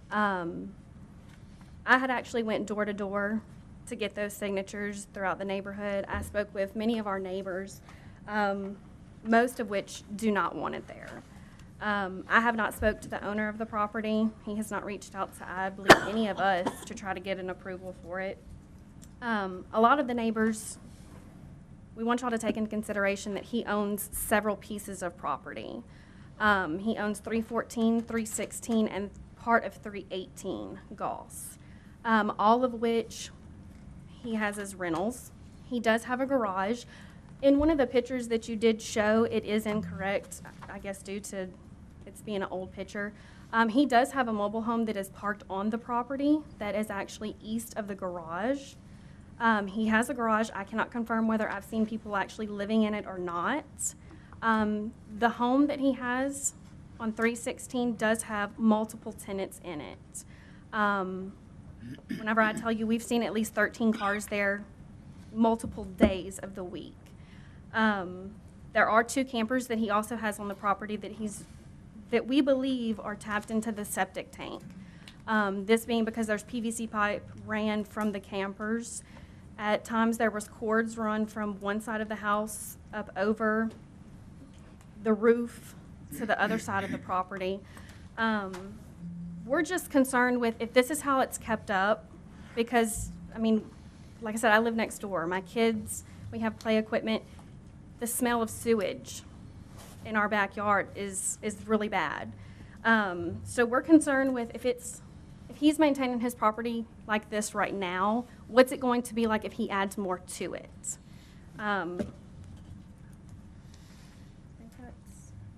And I'm not sure if you can really tell from the pictures, but our homes are fairly close to each other.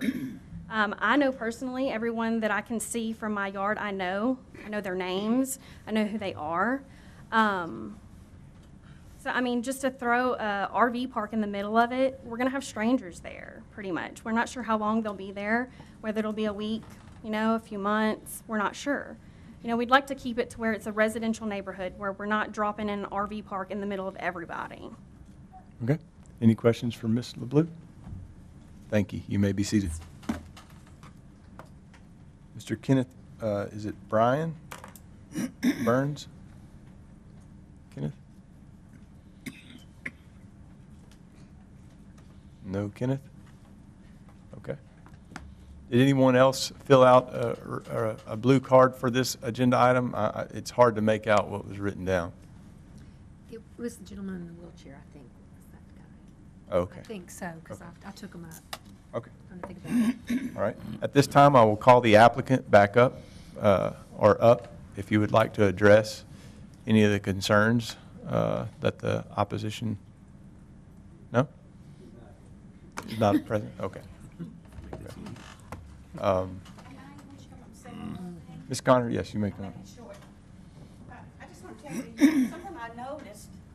What? That picture that y'all. Don't speak till you get to the mic. I'm Yeah. sorry, I just make it That's all right. short. I'm Dorothy Connery in 1905 Miller Avenue, Westlake. But what I noticed, and I don't know if Ms. LeBlue has the photos, when I see that picture, I'm not seeing the property.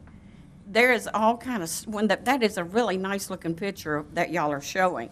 But what's actually there does not look nice like that. Like when y'all showed the picture of the building and the house and all this, there's a lot of stuff around there. And maybe an old picture. Yeah, it's got to be very, very old because it does not have that nice, neat, clean look that you're seeing. Ms. LeBlue, did you bring any pictures with you? I do not actually have them with me. But I think the house that he owns, he is doubling up because I've been watching it. He's got to be doing something illegal. Too many campers parked by there. It is fine. Right. But the whole place looks, it doesn't look like I that. thought you were referring to that picture, because No, the everything other looks picture better that from showed further that away. nice pretty building. No, it's a nice pretty building. Everything looks beautiful from the No, from then the when it sky. shows all the nice grass and park-like setting, Okay. believe me, it's not a All right, park-like setting. thank you, ma'am. All right, thank you. You Sorry. may be seated. Okay, any questions or comments by the board? Ms. Christie, let's do a roll call vote.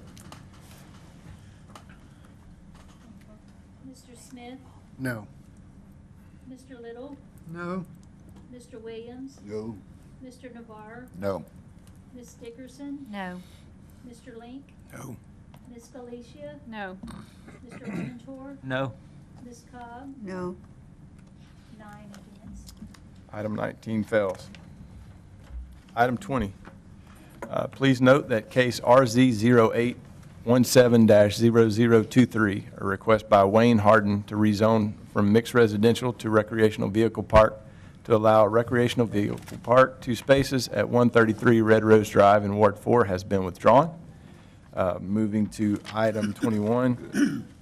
Please note that case VAR 0817-0017, a request by Wayne Harden for a variance to reduce the lot size requirement for a recreational vehicle park, requires 1 acre, requesting .57 acres at 133 Red Rose Drive in Ward 4, has also been withdrawn.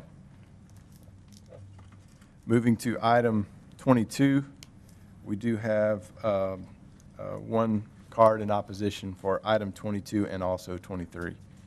Item 22, take appropriate action on case RZ 0817-0024, a request by Oak Run LLC to rezone from unzoned to single-family residential to allow a single-family residential development, 40 lots in Oak Run subdivision Phase 2 in the 1200 block of Manchester Road in Ward 8. I will entertain a motion for approval. So moved. Motion by Ms. Cobb. Second. A second by Ms. Dickerson. Ms. Wallace. This property is located in the Manchester area and encompasses 12.5 acres of land. Earlier this year, the board and the police jury approved a similar request for land immediately north to rezone for Phase 1 of this subdivision. At that time, the owner of the land was PWK Timber. Since then, the developer has purchased the land. When the zoning for Phase 1 was approved, the police jury added stipulations related to limiting access from Manchester Road and requiring the homes to be at least 1,600 square foot living. If approved, the owner plans to add 40 lots to the previously approved phase with 24 lots. Preliminary subdivision approval will be discussed in the next agenda item. That item will include recommended stipulations on the design of the subdivision. We have received written opposition to this request. There is a petition and some photos that are on your tablet. But because minimal impacts are to be expected, the staff recommends that this request be granted. Okay, thank you, Ms. Wallace. And the applicant? Mr. Chairman, thank you for the time. My name is David Minton. I'm with the Cypress Engineering Group here in Lake Charles. Address is 4310 Ryan Street. With me is Mr. Graham Martin, I guess member of the Oak Run LLC, the applicant himself personally. To give, as Ms. Wallace indicated, this is Phase 2 of a previously approved subdivision. The parcel was initially unzoned, which is rather unique in Calcasieu Parish, so we've got to get it zoned to something to even start the process. Going to R1, which is consistent with the proposed development type. As you'll see, one of the items specifically in here, which was discussed heavily at the police jury meeting, is access to the property. That was a major concern the last time Phase 1 came about, was the number of direct accesses to Manchester. We've come up with a plan working through Phase 1 that everyone with the police jury administration, the engineering department seems to be on board with, which is basically we're going to have 8 houses to 1 access. Basically, it's going to be a loop road that goes, it's going to be a one-way in and a one-way out that goes around the rear or to the west of the houses, to where we don't have a big long road down the backside where you got a runway strip back there. You can have quarter-mile races. So we're breaking it up. We're very aware of the traffic issues, and we're trying to do everything we can from a design standpoint to create traffic calming in the residential areas. Again, like I said, so it's going to be 8 total driveways amongst both phases. Instead of 64 accesses, a considerably lesser amount. The houses themselves, very traditional cottage-style houses is what they intend on constructing. They're looking at both slab on grade and pier and beam style. And Mr. Martin can go into more detail about that. With regards to drainage, we know this is an area of concern. We've spoken with the engineering department of other issues in the area. One of the things that we're trying to do in our design of Phase 1, which hopefully will be incorporated in Phase 2, is to lessen the impact on drainage within the area. We've got certain features and certain things that we can do from a technical perspective that doesn't minimize impacts to the project, but also provides benefits to the community. So other than that, are there any questions from the board about the issues or anything? Any questions for the I have a applicant? question for the Mr. Nabar. staff. Wasn't this property a canal, a drainage canal years ago? Yes, sir. No, it was an irrigation canal. It was an irrigation canal, so the water doesn't flow through there anymore? No. Irrigation canals, the way irrigation works, it's always put on the highest property, flows downhill. Okay. So in order to utilize the irrigation, you ran all your laterals on the highest piece to provide water. Well said, Mr. Smith. That's kind of what I deal with. I'm asking the engineers. Generally speaking, yes. Okay. Water does not go uphill very well. Yes, that's the truth. Okay, any other questions for the applicant? Lot size is 75 foot wide. Is that what I seen on here? I believe so. I don't, my eyes aren't Yes, that good. it might be just a half a foot or so off. Well, but okay, yes, that's generally, okay. yes. Around 70. What is our norm in the parish? Well, with community sewer and community water, as they're proposing, that is the norm. That is You the could norm probably for even communities? go a little lower. I believe we can go down to 60 feet. Yes. with 7,500 square feet, I don't yes. know, somebody. What is a 90-foot? That's individual lots or 100-foot? 100-foot would be an individual lot with a public water system. And And private individual sewage? sewer, correct. Individual sewage? Yes. Okay, I'm just. It all depends on the utilities. Okay. Any other questions? So they're not asking for something that, I mean, I know it says that this is consistent, but it's not.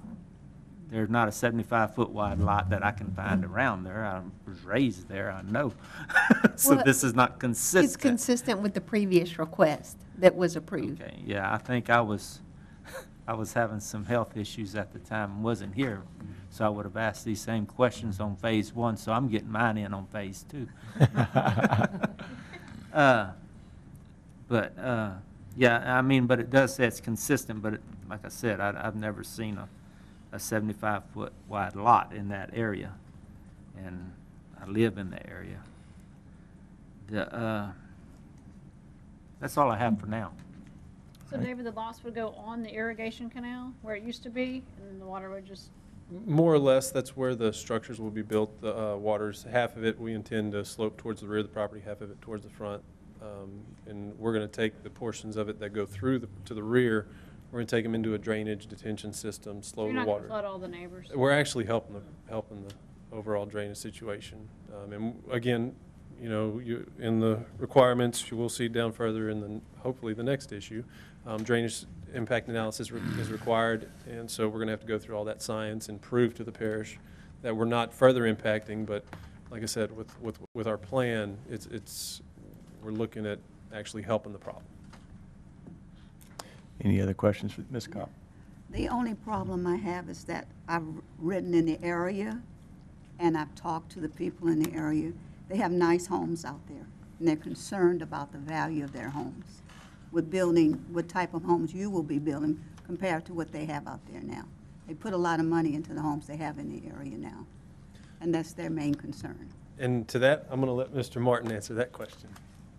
Yes, the value of the homes, I mean, we're trying to put together a nice house for a nice working class family.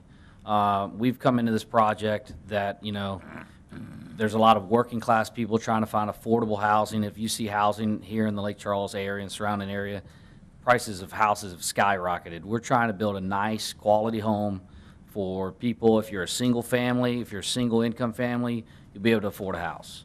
If you're a joint income family, you're going to be able to afford a nice house. So, I mean, I'm trying to build a nice product. We've looked at, again, the breaking up of the driveway in the back. I don't want drag racing down it. We've looked at different designs, cottage style, slab, pier and beam. We got some different ideas to try to keep it a nice looking strip right there. About what price point will you be at? I think our price point is right around the $200,000 mark, maybe a little over, a little less. But they're affordable. I mean, they're not cheap homes by any means, no. Okay. Any other questions for the applicant? Thank you. You may be seated. That's right. This time I will call Ms. Joanna Nixon Gatlin.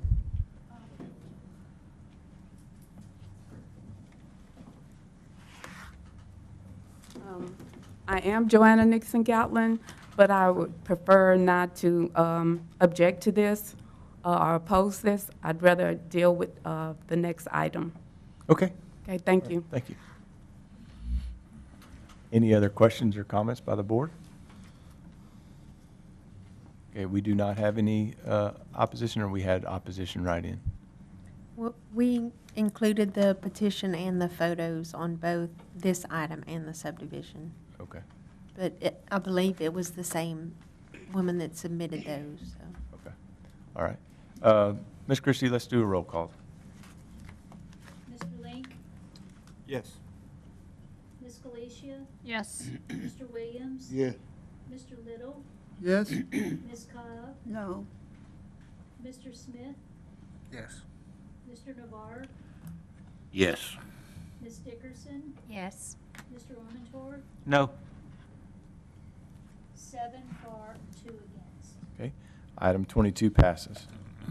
Item 23, take appropriate action on case SUB-0817-0086, a request by Oak Run LLC for preliminary subdivision approval to allow a single-family residential subdivision, 40 lots in Oak Run subdivision Phase 2 in the 1200 block of Manchester Road in Ward 8. I will entertain a motion for approval with the stipulations. So moved. Motion by Ms. Cobb and a second by Coach Williams. Ms. Wallace. This property is the same item, the same land discussed in the previous agenda item. Earlier this year, the board approved preliminary subdivision plat for Phase 1 of Oak Run in conjunction with the zoning of the land for that phase. If approved, this phase will add 40 lots to the 24 lots approved in the first phase. All but one lot is just over 15,000 square feet. The southernmost lot will be 1.4 acres. We have received written opposition to this request. It's attached on your tablet.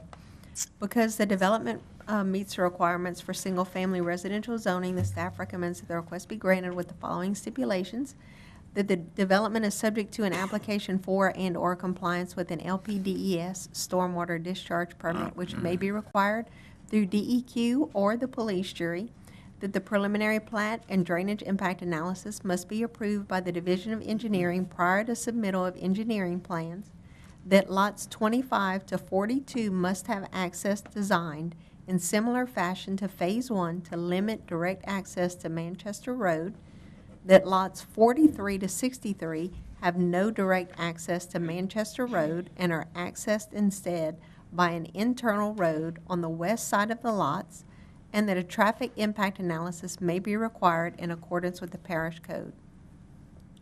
Thank you, Ms. Wallace. The applicant may speak.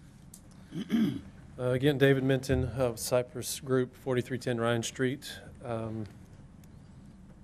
It's the same previous issue we addressed with the 40 additional lots to the Phase 2 of the subdivision. Just, I guess, any questions or anything? Wes, if I may, I noticed item 4, the lots 43 through 63. We're looking for just one access for 20 lots. Is the intention there? That's correct. I I believe think we the had gotten with our plats- engineering group Yes. department. And engineering is recommending, and I'm sorry, I'm talking to you. But if you see the plat that has the Phase 2 written on it with the 15.21 acres, they're suggesting that those lots, starting from the northern boundary line of that going south, which are lots 43 through 64, those lots access or have access through that particular tract of land and not directly onto Manchester. So that's what the recommendation is tonight here. So simply put, we, as the applicant, for consistency in the development, obviously they would request the consistent 8-lot spacing, obviously with the recommendation of the parish. We'll design whatever is needed to accommodate the parish's requirements. That said, any questions? Any other questions for the applicant? Mr. Armitage. I'm still hung up on this 75-foot wide thing, and maybe you'll have to help me through it, because, it takes 2.5 houses to one house across the street, is what it's doing, It's just doesn't even look like the neighborhood. I mean, if we could go up to a 100-foot wide lot and at least be close to half the distance, half the width of a lot across the street, of the homes across the road from it, it would be similar to what is there. I mean, I commend y'all for the rear access. It's going to create a lot of parking on the street, I can tell you that, because that's where the company's going to have to be. They're not going to be able to park in the back.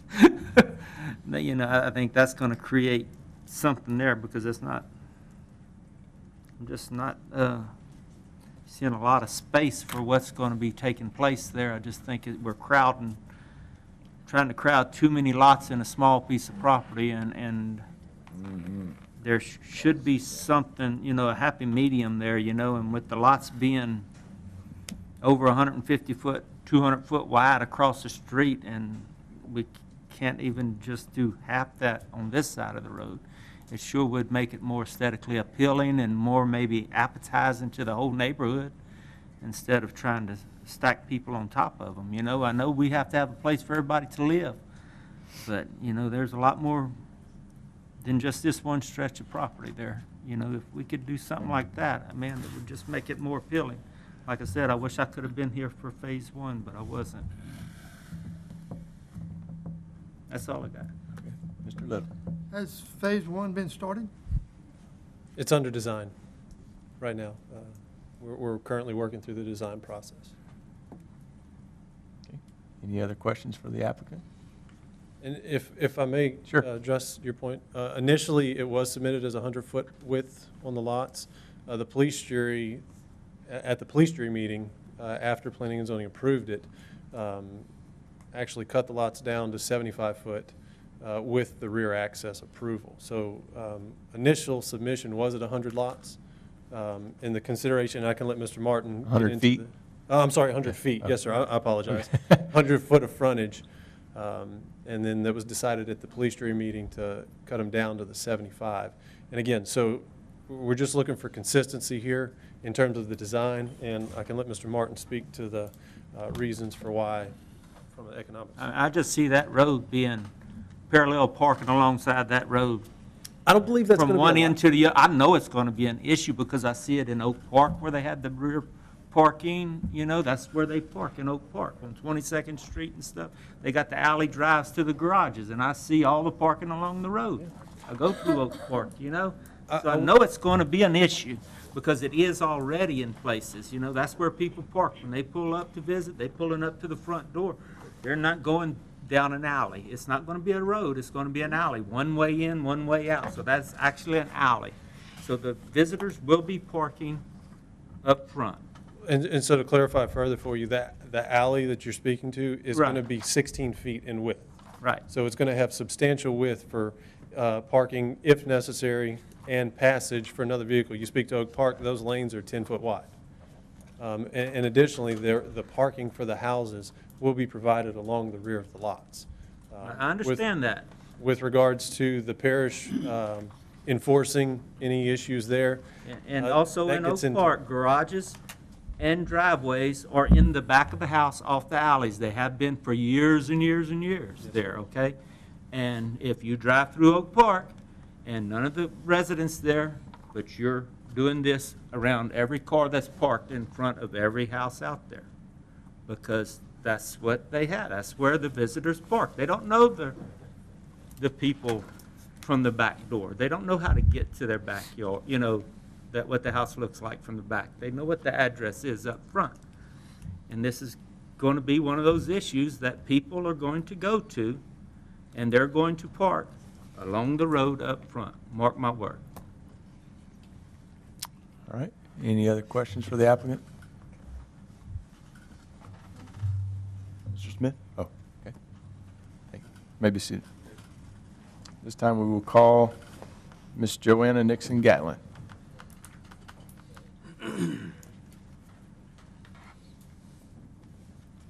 My name is Joanna Nixon Gatlin. I live at 1425 Manchester Road, Iowa, Louisiana, 70647. As you all have received, the Easttown Estates has 74 signatures of people who disagree with this Phase 2 of Oak Run with an additional 40 lots. We think that this property still is not suitable for housing. It was an old irrigation canal. It was not filled in correctly. It retains water and it drains water into the street during heavy rains. We believe that the subdivision will be negatively impacted by these additional vehicles, even if they talk about the parking in the back and all of that. The cars still have to come out onto Manchester eventually. We think also that drainage is a real big problem in our area. Actually, on May 12, 2017, we had a substantial amount of rain. And I was returning home from 90 on Manchester Road, and water in 2 different locations was streaming from this property across the street into the ditch in both areas. So that is really a problem for us. Actually, we have some pictures of, there's a lady, Miss Lily Simeon. She lives in the northeast corner in our subdivision on East Town Drive. Do you have those pictures? They should be on your tablets. Oh, okay. Anyway, if you can see, she got quite a bit of damage.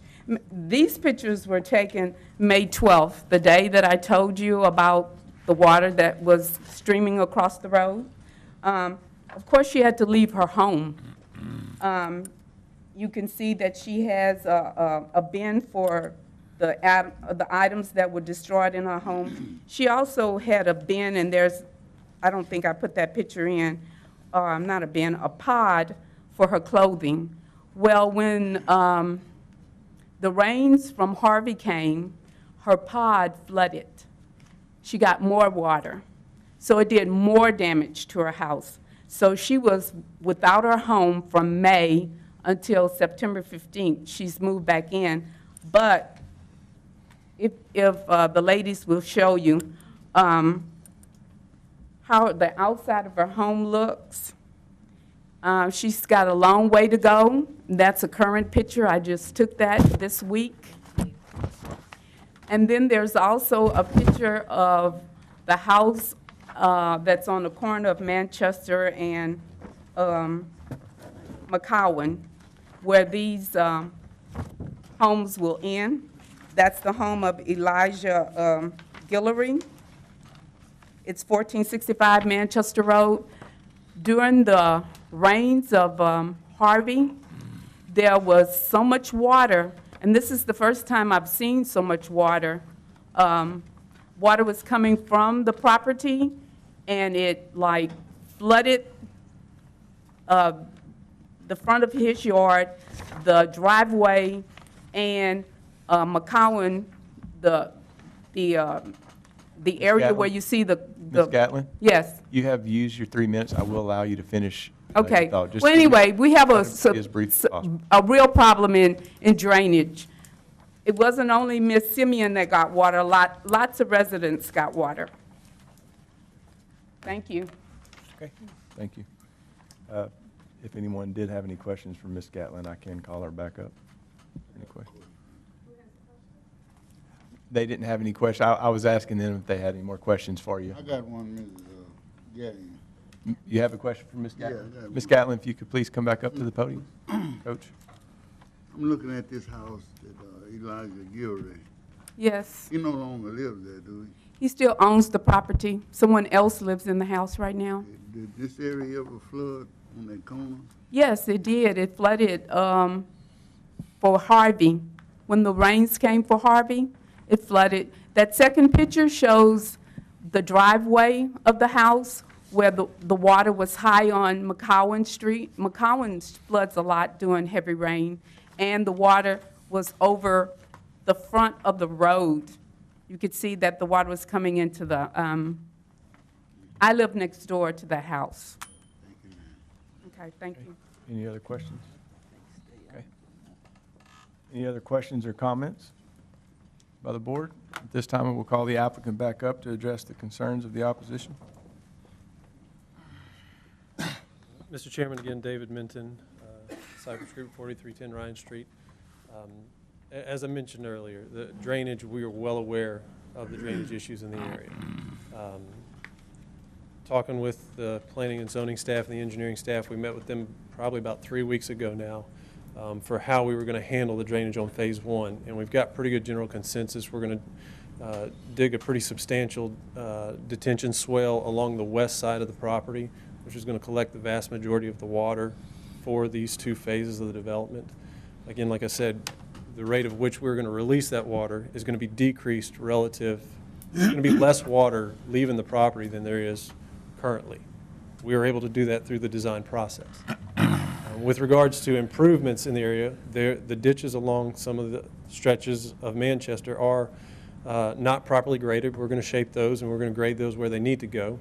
The vast majority of this water actually leaves from the subdivisions to the east, leaves through this parcel and heads to the west. As you can see, the little L, or I guess kind of 7-shaped white area to the west of the property, that is a substantial 15 to 20 foot deep drainage lateral that all this water drains through. So all this water is coming through this project. We're going to do everything we can, not only with phase 1, but also with phase 2, to not only meet the parish requirements for drainage, but exceed those, because we understand the issues.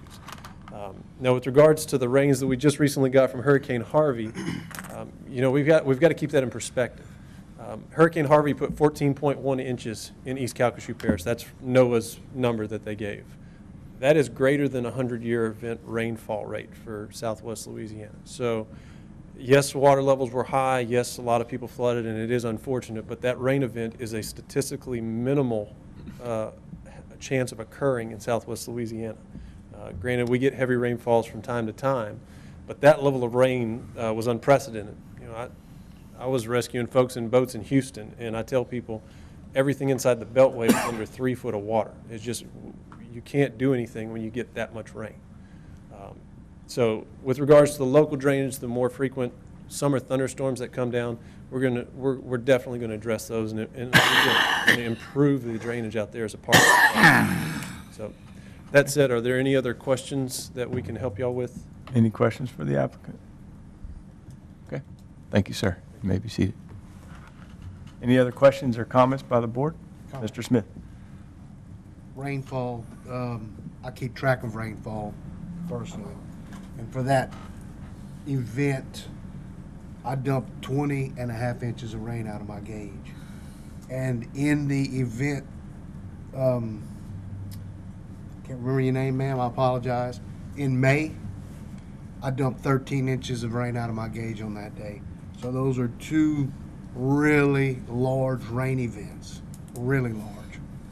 I mean, that's what NOAA gave, but I'm giving personally what I got. Sure. Okay. Any other questions or comments by the board? Ms. Christie, let's do a roll call vote. Mr. Little? No. Ms. Cobb? No. Mr. Navarre? No. Ms. Dickerson? No. Mr. Link? Yes. Ms. Felicia? Yes. Mr. Smith? No. Mr. Williams? No. Mr. Armentor? No. 7 against and 2 for. Item 23 fails. Item 24, take appropriate action on case RZ 0817-0025, a request by Janice Areno to rezone from agricultural to light industrial to allow light industrial development, environmental services at 4,000 Areno Road in Ward 4. I will entertain a motion for approval with the stipulations. So moved. Motion by Ms. Dickerson and a second by Ms. Cobb. Ms. Wallace. This property is located south of Sulphur and encompasses 20 acres. Currently on the property are 3 houses. If the rezoning is approved, the land will be sold to Hine Environmental Services, a company specializing in industrial waste transportation. The company would move operations and equipment storage from their present location nearby to this site. The existing homes would be converted to office space for the business, and eventually the company plans to construct a warehouse, mechanic shop, and a decontamination facility. All new construction will be brick or metal. Parking and drives would be cow base or gravel. We have not received any opposition to this request. Because the use is consistent with the character of the area, the staff recommends that the request be granted with the following stipulations: that the development adhere to the site plan on file, provided that the director may authorize adjustments; that a drainage impact analysis will be required unless appropriate waiver is granted by the Division of Engineering; that the development permit must be obtained within 1 year of zoning approval, or zoning will revert to the original classification, and that natural screening be maintained to the maximum extent possible. Thank you, Ms. Wallace. Does the applicant have anything to add to the staff's presentation? We do not. We're happy to answer any questions. Okay, thank you. Any questions or comments by the board? Okay, seeing no opposition, all in favor state aye. Aye. All opposed? Item 24 passes. Item 25, advised that the police jury took the following action on August 24th, 2017, with reference to the recommendation of the Planning and Zoning Board from the August 22nd, 2017 meeting. Applicant Baggett, location Elliott Road, Planning and Zoning Board passed, and the police jury upheld. Applicant Stevens, location North Perkins, the Planning and Zoning Board passed, and the police jury upheld. Applicant Calcasieu Parish Police Jury Planning, location off of East Burton, Planning and Zoning Board postponed indefinitely, and the police jury upheld.